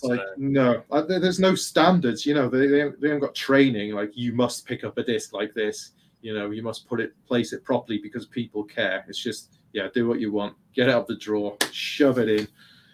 There's a guy that works in one of my local stores, and he loves doing this. I didn't even do it hard. He slams the cases down, and I hate it. I put my games on the counter, and I see him about to do it. I'll pull them away and hold them. Oh God! I don't want you slamming my game. That's mine. I'm about to pay for it. It's not yours anymore. Yeah. Jesus, the big dirty hands. I think the Well, worst you game I ever guys- got. Like, One time I ordered a new Switch game from them, and it literally came. I got the cardboard box, and inside of it was a CD sleeve with a card in it. That's what I got. That was my new game. It was just like a CD sleeve, like for a PlayStation game, with a Switch card in it, inside a cardboard box. No manual, Well, no nothing, no case, not even the case for the game, no artwork, no nothing. That was new. I was just like, okay. That was the last time I literally bought anything from GameStop. I haven't bought anything since. Oh my god, that's awful. I mean, I understand where the CD sleeve is. That's probably where they keep the games in, because they always used to put the discs in CD sleeves to keep them in a drawer. So they probably do the same for the Switch. But yeah, some idiot just gave you the full thing. He was probably new, wasn't he? I ordered it online, and so it came to my house, and then I had to return it to the store. Online. Oh my god. And then the people were like, well, you know, we consider anything new, even if it's not sealed, and blah, blah, blah. And I just was like, okay, well, I disagree. And I like my money back. Yeah. And I said to them, I'm like, I just will not purchase new games from you. If that's what you're, I mean, if this is what you think is an acceptable new game, then I just won't shop here. I'm like, I'm not giving you a hard time. Go ahead, knock yourself out. You want to sell games like this? That's fine. People want to buy them like that. They're happy with this. Totally cool with that. I'm out. I'm gone. Yeah, see you later, dude. I've never bought a game online. It's not been sealed. You know, a new one. Oh yeah. Here, they're always sealed, and that didn't happen one time, by the way. I had like multiple times because I would only buy on GameStop. They'd have some crazy good deals. They'd be like, you know, some really good deals. So I'm like, all right, yeah, I'll buy these games. But then I realized the reason they're such good deals is they're just selling used crap and pretending it's new. Like, this isn't new. You're lying. God. It's just not new. Yeah. Going back on what you just said, Joe, how their policy is, even if it's just a disc, it's still new. Their policy for pre-owned is just as insane. If you trade in sealed games, they look at them like they're pre-owned, and they sell them like they're pre-owned. They're sealed games, and they're selling them as pre-owned. Like, oh my god. Yeah, I remember when I went to a trading store. It's called CEX in the UK. It's probably not anywhere else. But in Australia, and they're in right, okay. So I went in Sony. They used to give us free games, new games, and they gave me Little Big Planet once, and I used to keep them, but for some reason I decided to take this to CEX and get the money for it instead. And I said to him, I gave it to the counter, brand new. I said, how much will you give me for this? He grabs it off me, opens the seal, checks the contents, looks online. He goes, I'll give you £15. It's like, you fucking kidding me? It's just come out. It's 50 quid. Yeah. And he's like, yeah, it's open. Yeah. I just couldn't believe it. I was so annoyed. Oh, I would have killed them for opening. You know, you mad. Yeah. Their policy is they have to open them because they don't want people faking seals and trading in games. Yeah. Which I can kind of understand, you know. But I asked him for the price first. Yeah. I asked him how much he'd give me for it. And he proceeded to open it. Yeah, no, I'd rather do business on Marketplace or something myself. I just, you know, I'll deal with the inconvenience. There is a way to make those shops work. For example, GameStop for used games clearance is great. of a $30 game, it goes $5, but CEX have a trade-in price of $15. So you buy all the $5 copies, you sell them all for $15. You can make it work for yourself, but they usually adapt their prices to eBay or trends after a couple of months, so they catch on to that stuff pretty quickly. It's such a lottery buying from CEX online. CEX lottery. They don't take any pictures of what the second-hand games, so they do all the Have you looked all recently, the console games. Sorry? Have you looked recently? No. So what they've started doing is they've started selling things advertised complete with artwork and manual. Complete with artwork, no manual. Disc only, Right. and they're all different Finally. prices. Yeah, it's only Finally. 15 years. Yeah. Because in the past, it was always, it's boxed or not boxed. Here's the box price. You buy it. It comes to you. no manual, box is crushed to hell. And then you send it back at their cost. So they must have made such a loss. Because I returned so many games through CEX. So many games. It was insane. You take the chance and just think the same game could be recycled constantly. It would be. Because of the condition. Just they send it out, it's crap, I don't want it. Send it back, and they do it again. Send it to someone else. It's crap, I don't want it. And I bet even the same person would end up buying the same copy of the game because they don't know how many copies they've got. So it might especially when it comes to rare games that are expensive, because people are willing to risk. Oh, this is a game I've been after for 3 years. I'll take the chance on that. Yeah. Like, they're hoping on the whole one person who gets it and doesn't return it and just keeps it. And it's terrible business strategy. But they were doing it for so many years and no one clicked. Like, you're spending loads on postage. First for posting it out, and then for receiving the item back. So, like, how they get any profit from the games if they're just spending it all on postage? I've had a lot of good stuff I bought from CEX though. A lot of uncommon titles, by chance, isn't it? But yeah, you're right. It's like you buy 10 games, 8 of them rock up complete. You got to return 2. Yeah, and it also depends on who the person packaging is, because they might respect games and put them in a box with bubble wrap and everything, or they might not have a clue that these are valuable games and just put them in a cardboard envelope or something, which I've had. Like the Amazon letter envelope ones, just a cardboard envelope, flat. You receive it, the game's been completely crushed. That's what I had to do with these 2 games. I ordered both of these from that online seller, and they both showed up damaged, and I returned them both. And I wrote them on eBay, and I was like, hey, guys, I would love to buy games from you, but could you ship them to me in something stronger than tissue paper? Because they keep showing up completely damaged and broken. I'm like, I can't see how this is profitable for you guys to ship out broken games that get returned, and I don't want to keep having to buy them hoping they show up good. So I was like, I said to them, I'm like, I want to buy these 2, and I bought another game from them.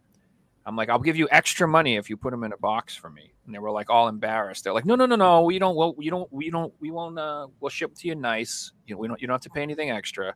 And so these 2 showed up in an envelope still, which pissed me off. But they actually took the time to put some freaking bubble wrap in there to protect them, which is like 5 cents, a nickel's worth of bubble wrap. Like, come on, dude. Like if you're somebody who has like 5 games you're selling on eBay and you're never going to sell anything again, I don't care what you do. But if you're like a claim to be someone who sells games on eBay, you should be able to throw some freaking bubble wrap. I mean, I'm not even. I sell like 5-6 games a year, dude. And guess what? I have a fucking thing of bubble wrap. Like, come on, man. You know what I mean? It depends on the item too. If you're selling a $5 sport game, no one cares. But if you're selling collectible sealed games, the person buying them is probably buying them because they're collectible sealed games and they want them in the condition. But to be fair, it is pretty standard for a new game to come in a jiffy bag, a bubble wrap package rather than a box. No one sends modern games boxed. So I don't really blame them for sending it to you in how they did, because everyone does that. It's really just the old games that people should know that these are prone to getting damaged, especially the cardboard games. So you need to box them up. Newer games, they are sturdier, they are stronger, and they do tend to make it through the post. The best. Have you seen? There's like these like cardboard sleeve things I've got my games in, and those seem to be the best. They're like not bubble wrap, and they're like they're semi-sturdy. I get them from Europe all the time, like from like Rare Waves uses them, and a few other companies. They're the best. They're skinny, like they're tiny. Yeah, they're still skinny and they're still cheap, but like they're sturdy. Like I don't know what it is, but like if I get my games in those things, they're fucking fine. But when people just use the regular bubble mailers, first of all, the disc is always loose. 110% of the time. If it's in a bubble mailer, that thing's been shaken around, flipped around. It's always a loose disc, which is fine because I know how to fix that. But like, it's way more likely to be damaged if it comes in one of those stupid little wrappers. Well, Joe, from the other hand, in Australia, so from my perspective as a seller, it costs me $2.40 to send a game in one of those bubble mailers. But if I do want to send a game in a box, it's $10.80 or something. So it's like a significant price difference. So I'm only sending those games at like $40 and up in boxes. Or if someone's doing an order where it's 4 or 5 games and I can combine it. I don't need a box. I just need a piece of 5 cents worth of bubble wrap. Wrap the game and then put it in the bubble mailer, and then that makes it okay. So the limit here is 2 centimeters, and if you put bubble wrap around the game and put it in one of these, it's like 2.5. So same here. You're paying $10. Yeah, so the mailer and the game is the maximum limit. Your mailing just must be a pain in the ass thing, because I don't have those issues here. Same here, Joe. It's the same here. I don't have any problems. We get a letter size. It's got to be. Post office. I'll be right back. I could prepay for a label, and as long as I give that guy that label, it could be in an envelope, a box. It doesn't matter. It goes by weight. Oh, right. You don't give a shit how big it is. It just goes. Oh, by yeah. weight. Unless I'm assuming if I brought in like a giant ass box, I'm sure that would be an issue. But like, I've never had anybody charge me more or give me a hard time because I put some bubble wrap in my thing. This thing here for a letter gauge, and if it doesn't fit through there, they won't allow it. So like, these are the bubble we've got something similar. Yeah. So same here. If you right there, it's there's no gap, so it's literally the maximum it can be. So if you've got bubble wrap, it won't get in there. So you'd have to pay $10 for that, wouldn't you? You'd have to pay $10, and if you're selling a game for $10, there's no point. You know. Yeah, we've got that thing. There's a little scale, and he just puts it on the scale, and he goes, okay, poop, poop, doop, and then that's it. America's different. And then Joe's people in America aren't paying. So Joe can get angry when he knows that, it's the same price. So it's completely different. Yes, I could understand if it goes from a $2 to $10 fee to ship it. I understand that. But to me, in my mind, I'm like, you're just freaking, dude, put some tissue paper in it. God's sake. It's like I have a $10 option in a box or free as a bubble mailer, When people send an N64 game in a bubble mailer, they think they're saving price. They think they're saving money, but they're not. You may as well stick it in a box because you're going to pay the same postage price because it's the size of an N64 game is too thick to then that 2.5 centimeter limit. So they may as well put it in a box. And I've said to them before, like I always tell people send it in a box. Whenever I buy off eBay, I always message them, please send it in bubble wrap and in a strong box, because most of the time you won't get it if you don't ask. And but people don't realize how easy it is. You can get any box, like even a cereal box or something, and just put the mailer inside there. You don't need to have the bubble wrap. Just put the mailer in it. I mean, because that's enough protection. That has bubble wrap in it. Yeah, exactly. Or even the opposite. Put the box inside the mailer and still send it in the mailer. So, if you want to send it in the mailer, that's fine. Just have a box inside the mailer and my item inside the box. Yeah. One time when I bought from the CEX, someone had a brilliant idea of. I bought an N64 cartridge, and they put it on a piece of card, and then they put some cling film over it to hold it in place. Then they put it inside a mailer, and I didn't think it was necessary, but at least it kept it in place and it didn't wobble around. But they also did the same for a boxed game. So they put the boxed game on top of a piece of cardboard, got cling film, wrapped it over, completely crushed the box, then put it in the mailer and sent it to me. It's like, you've just wrecked it yourself, you idiots. Marty, 100%. I kid you not. I've had a game like this sent to me in a $2.20 mailer where they've just crushed the box down. And that would have cost more as well, wouldn't it? I'm getting a full refund because that's how eBay works. I'm sorry. Yeah. But you just fucked up. Yeah. It's your responsibility to make sure it gets to the user okay. doesn't it? It has So to get to the user in the same condition that was in the photos. Exactly. Yeah, and they can't get an insurance refund either from the mailing company because it was their mess up. You've got to make sure you've done everything correct, because if it arrives broken, it's your fault, not the mailing company. I mean, you all sorts of things can happen in transit, can't they? I've seen like bloody massive stab marks with a screwdriver and stuff. Just you need to make as much space as you can away from the edge of the box to avoid anything sharp knocking into it. But anyway, I'll go back to my games. There's still a couple more I wanted to show you. We got some yeah, so I'll just before I do it, so I've got a full N64 collection, right, boxed.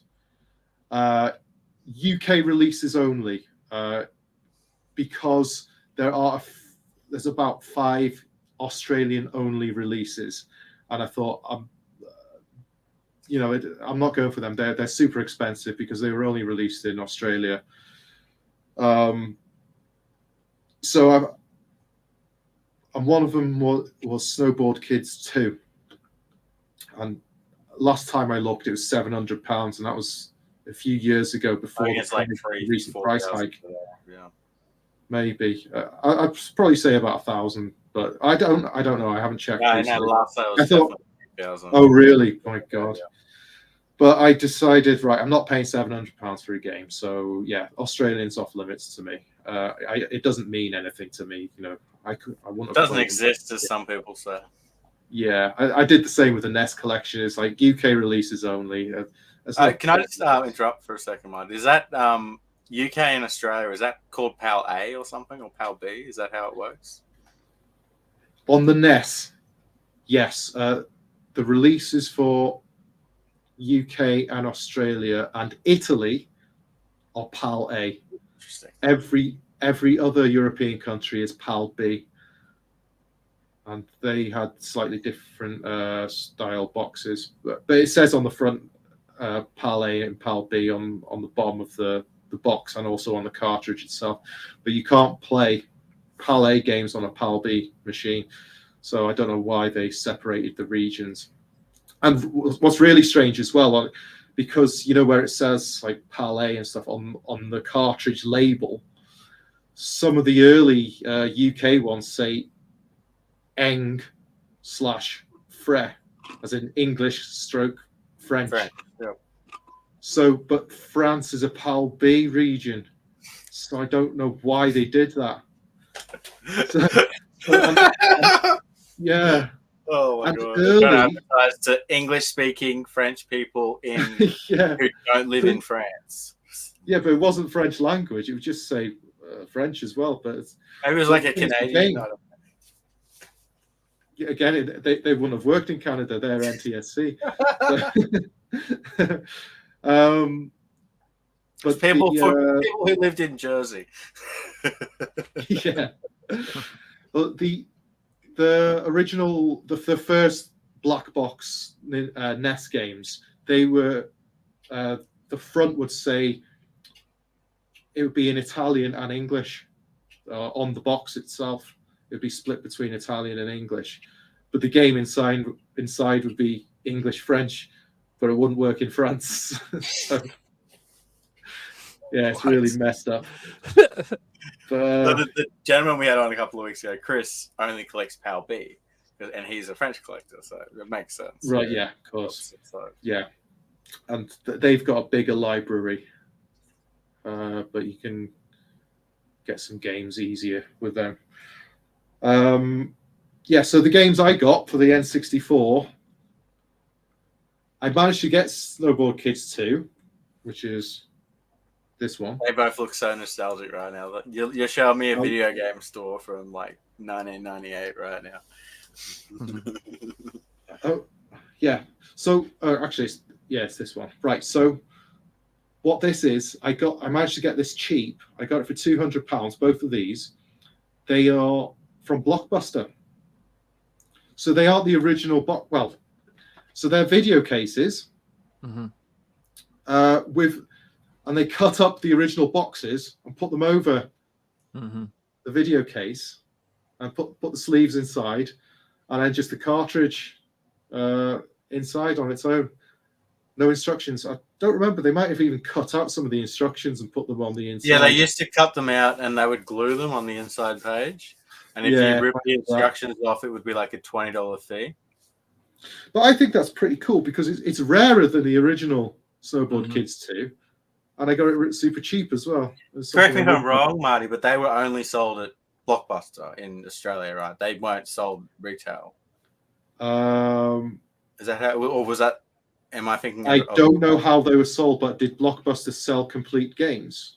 No, they didn't sell games. They just had them as rentals. But when Blockbuster went out of business, they sold all their video games. So that's how they. Well, in that case, no, because you can buy the fully boxed versions.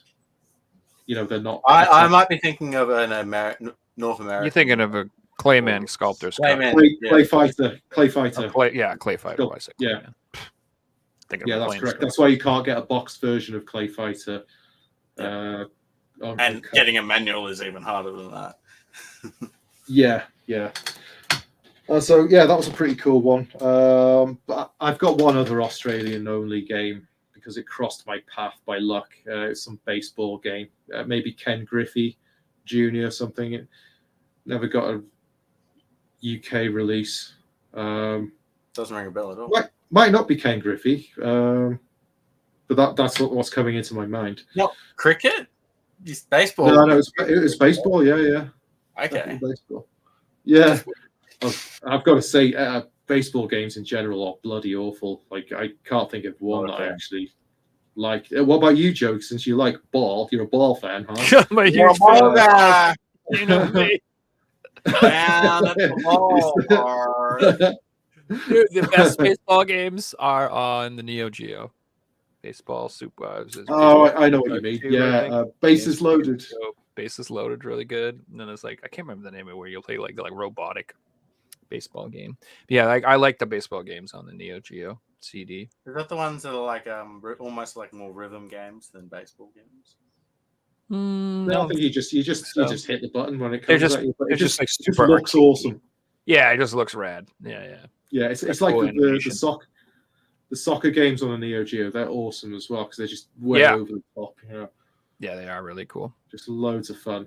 Yeah, so that's all any sports games that I like are going to lean towards more the arcadey side than like a sim type thing. So if you're like really into baseball and you want to manage a team and you're really into the current league and trading players, I'm sure that the new games are better than the Neo Geo games. But for me, I like the arcadey stuff. I prefer that. Yeah, I can't play a modern basketball game.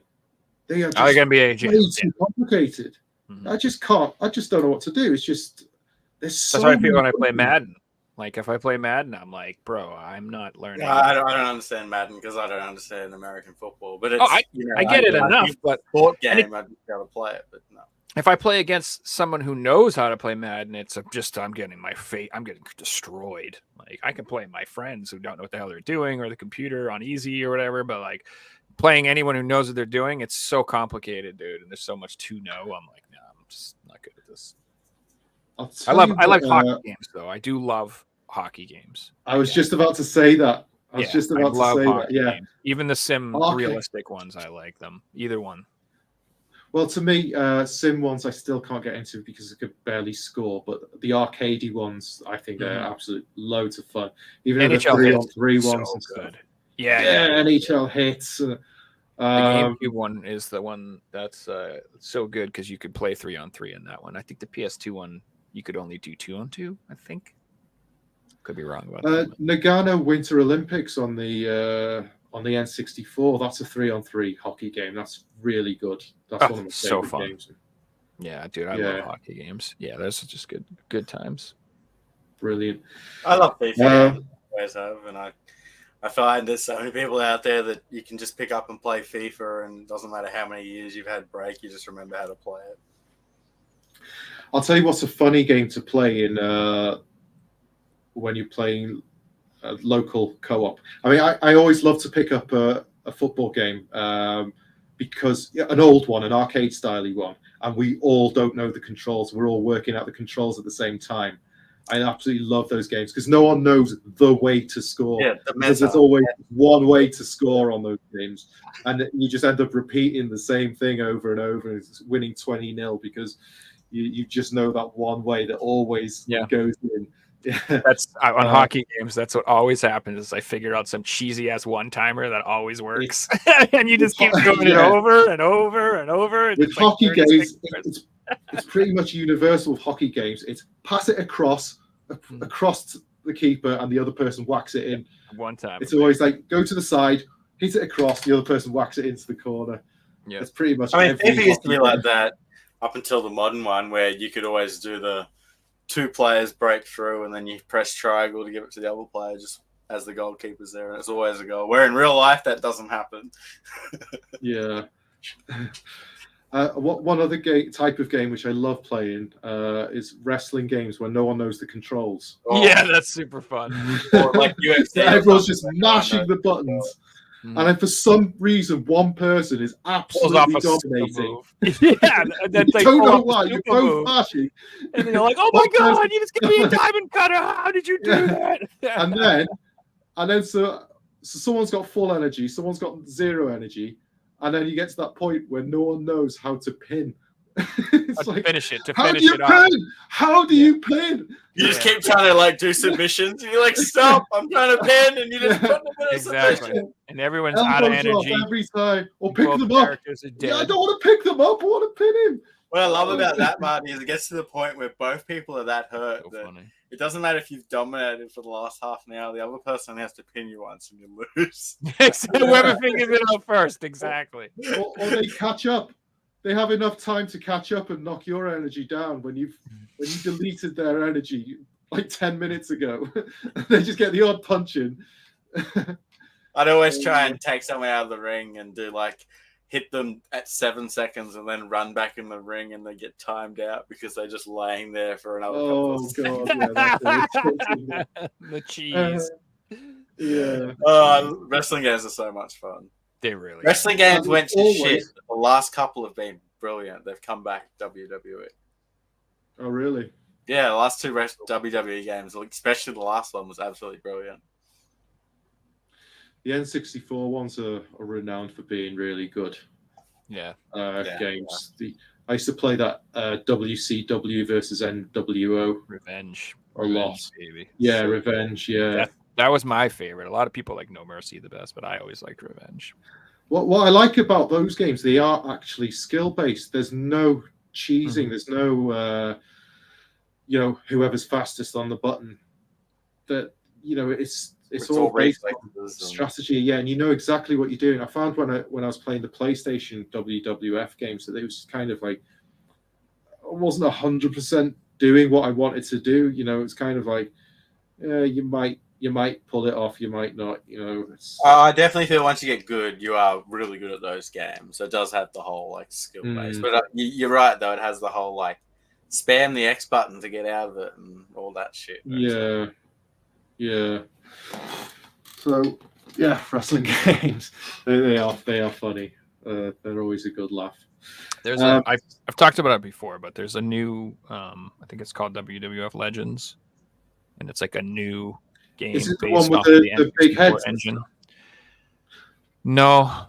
This is basically a new game that they made using the N64 games engine, and then they added the roster from like every single wrestler you would want from like 1980 to like 2000 or something like that. It's got the every wrestler you would ever want in it. And it's on Steam. It's not like a physically released game or anything. It's just a digital game. It's like a hacked game or something like that. But it's supposed to be like the best, dude. So if you're really into the N64 games, I'd recommend checking it out. Are they licensed or are they modded the wrestlers?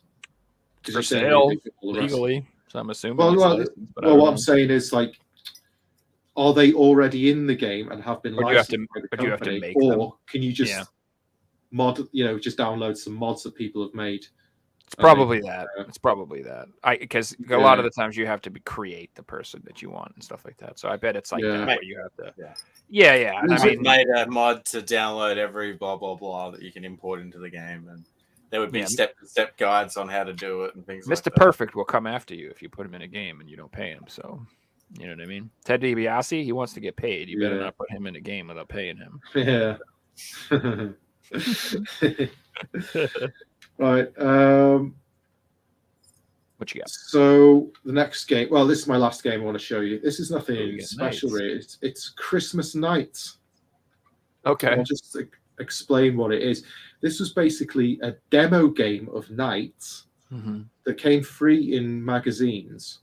And it's basically just the first level of Nights, but it's themed on Christmas. So, the graphics are all changed around Christmas. I'm not sure if you have to play on Christmas Day to get that theme, because I know the theme changes if you play on New Year's Day. So this is something I was going to play this Christmas, because I recently played the original Nights. This was my first time I played a playthrough of it. I've dabbled in it before, but I never understood the game. And to be honest, it took me a long time to understand the game this time. I had to really read through the guides. Thanks for that, Sega Saturn. Oh, he's my friend. I know this guy. So it's in the Japanese bundles as well. But yeah, the original game is really obscure. I had to read guides just to understand how to play it. It's so weird the way you have to get a certain amount of score, the way that you build up your score. It's just not intuitive at all.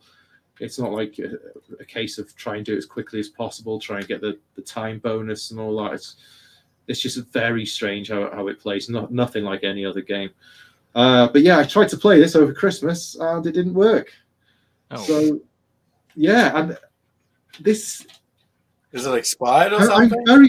It was from someone that I already bought from. I'm not sure if you can see. There's a bit of something at the top there. I don't know if that's disc rot or something, but that's the first time I've ever seen disc rot in real life. I've always heard the warnings for years, like, oh, your games are going to break. They're going to have disc rot. I've been going through my Saturn games, and all of them have worked. Every game has worked from that era, except for this. But are you going to try and clean it through a machine or something? Yeah, and I have actually got a professional disc cleaning machine, which I have already tried, but I need to get some new pads so I can try them again. Yeah. I don't think it's going to work because of that thing that looks like disc rot. But this isn't a game that I had myself. I bought it in a bundle once with someone who didn't really look after their discs. So, but I am surprised this is the only one after all this time. After all the warnings. I don't know if you guys have heard about it before.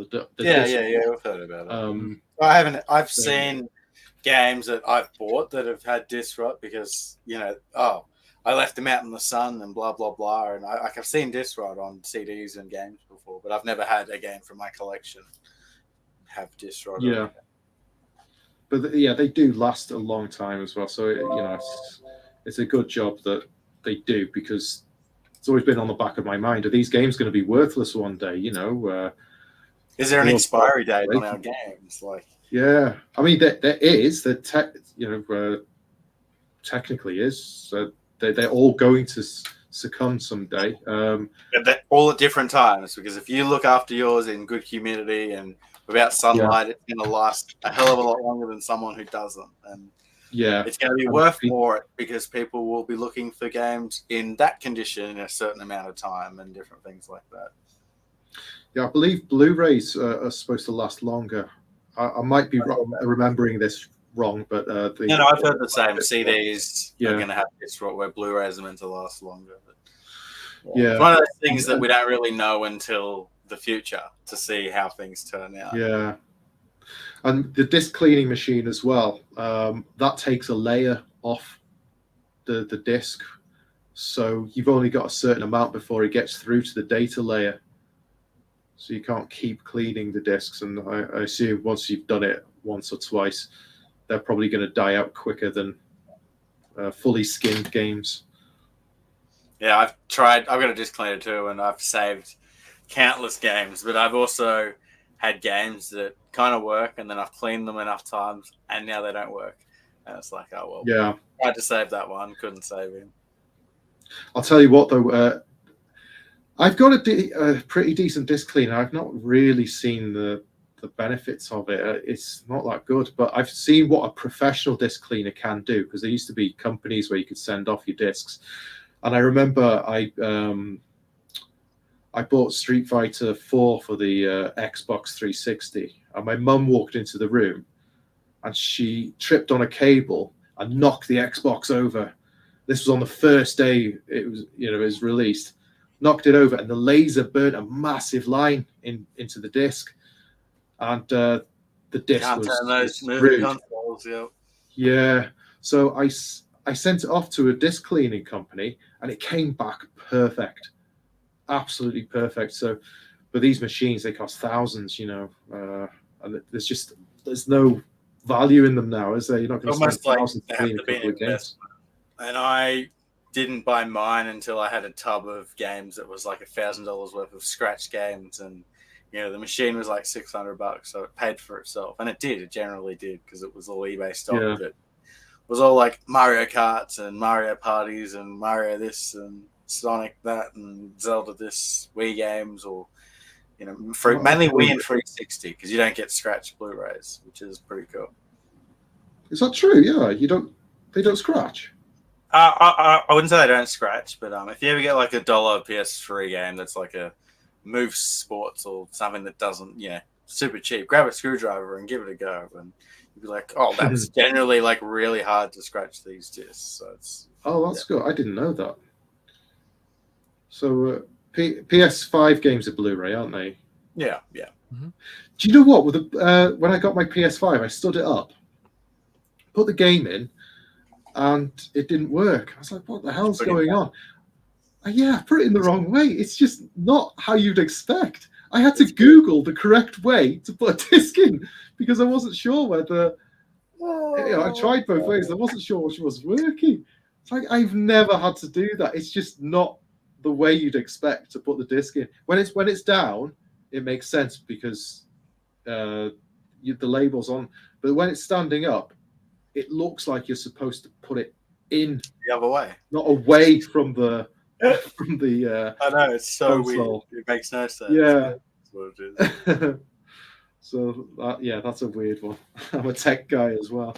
Yeah, PS5, the whole Sony design team is out of their mind this generation. Like, I'm sorry, but like, I do not like how the PS5 looks, or how the Slim looks, or how the Portal looks, or how I just don't like it, dude. You got the Pro to bring it all together, guys. Put out a nice Pro, and best looking the PlayStation consoles are PS2, and they've only gotten worse since then. Yeah. I think the PS3 Fat was a sleek looking console. It's just a tank. Yeah, but it was too big. It was just too a big. Tank. But it does look cool. But Yeah. Look, that's cool. But having a George Foreman grill sitting on your desk is just too much. I love the PS1 Mini and the PlayStation 2 Slim, like the smaller consoles. Both of those, like, I love. Those. I love the PS1 with the screen attachment, like those little ones. Those are freaking. Awesome. I really like the PS3 Super Slims, where you can just slide open the case and everything like that. Mm-hmm. Yeah, the colored ones. I didn't like them. I thought they were cheap. They felt flimsy. Yeah, I like that, Marty, because they have less things that can go wrong with them, and I like that. Yeah, like a bigger hard drive. You're never gonna have a disc stuck in one of those PS3s, I was where the disc has got stuck. Yeah, true. I was pleasantly surprised by how small the PS4 was on release. Mm-hmm. That was a lot smaller than I expected. I love the PS4. I think it looks sharp. I think the PS4 Pro looks nice too. It's very simple, but I think it looks really good. Yeah, I mean, I'd say you can put things. You shouldn't, but it's flat, so you could put something on top of it. Not that you should. I mean, it still gets me how insane is the size of the Switch. It's still a tiny console, isn't it? And it's got a screen in there. Mm-hmm. How the hell does it do all what it does? It's nice to be able to just sit on your desk, and it's almost like it's not there. I have it in front of a monitor, and doesn't take away any of the view of the monitor, where the Yeah. PS5 is behind the monitor because it's bigger than the monitor. Yeah. Yeah, just think, oh my God, yeah, the size Literally difference. like having another I'm just desk. looking at them now. Yeah. Just the size difference. You could probably fit, how many, 20, 30 switches in a PS5? It's that. Switch Is that minis, then, crazy? yeah, get up there. It's that much difference. So, what they can cram in a Switch is absolutely amazing because there's no way the PS5 is that much more powerful. So, yeah, Well, guys, it's on that incredible. way, we might call this one a show. Marty, it's always good to have Yeah. you on the show, man. Thanks so much for coming back on. Yeah, man, that was fun. You're welcome. Yeah, I enjoyed it. It's a good chat. And if you guys haven't already, jump over to Marty's YouTube channel and drop a sub. I've got the link in the description. Please do. Thank you. Yep, and if you're watching the podcast here, make sure you share, and subscribe, and all that stuff here as well. As always, guys, have Thanks a for good having night. me, guys. We'll see you guys in the next episode. Cheers. Later, guys. Bye. Later. Peace.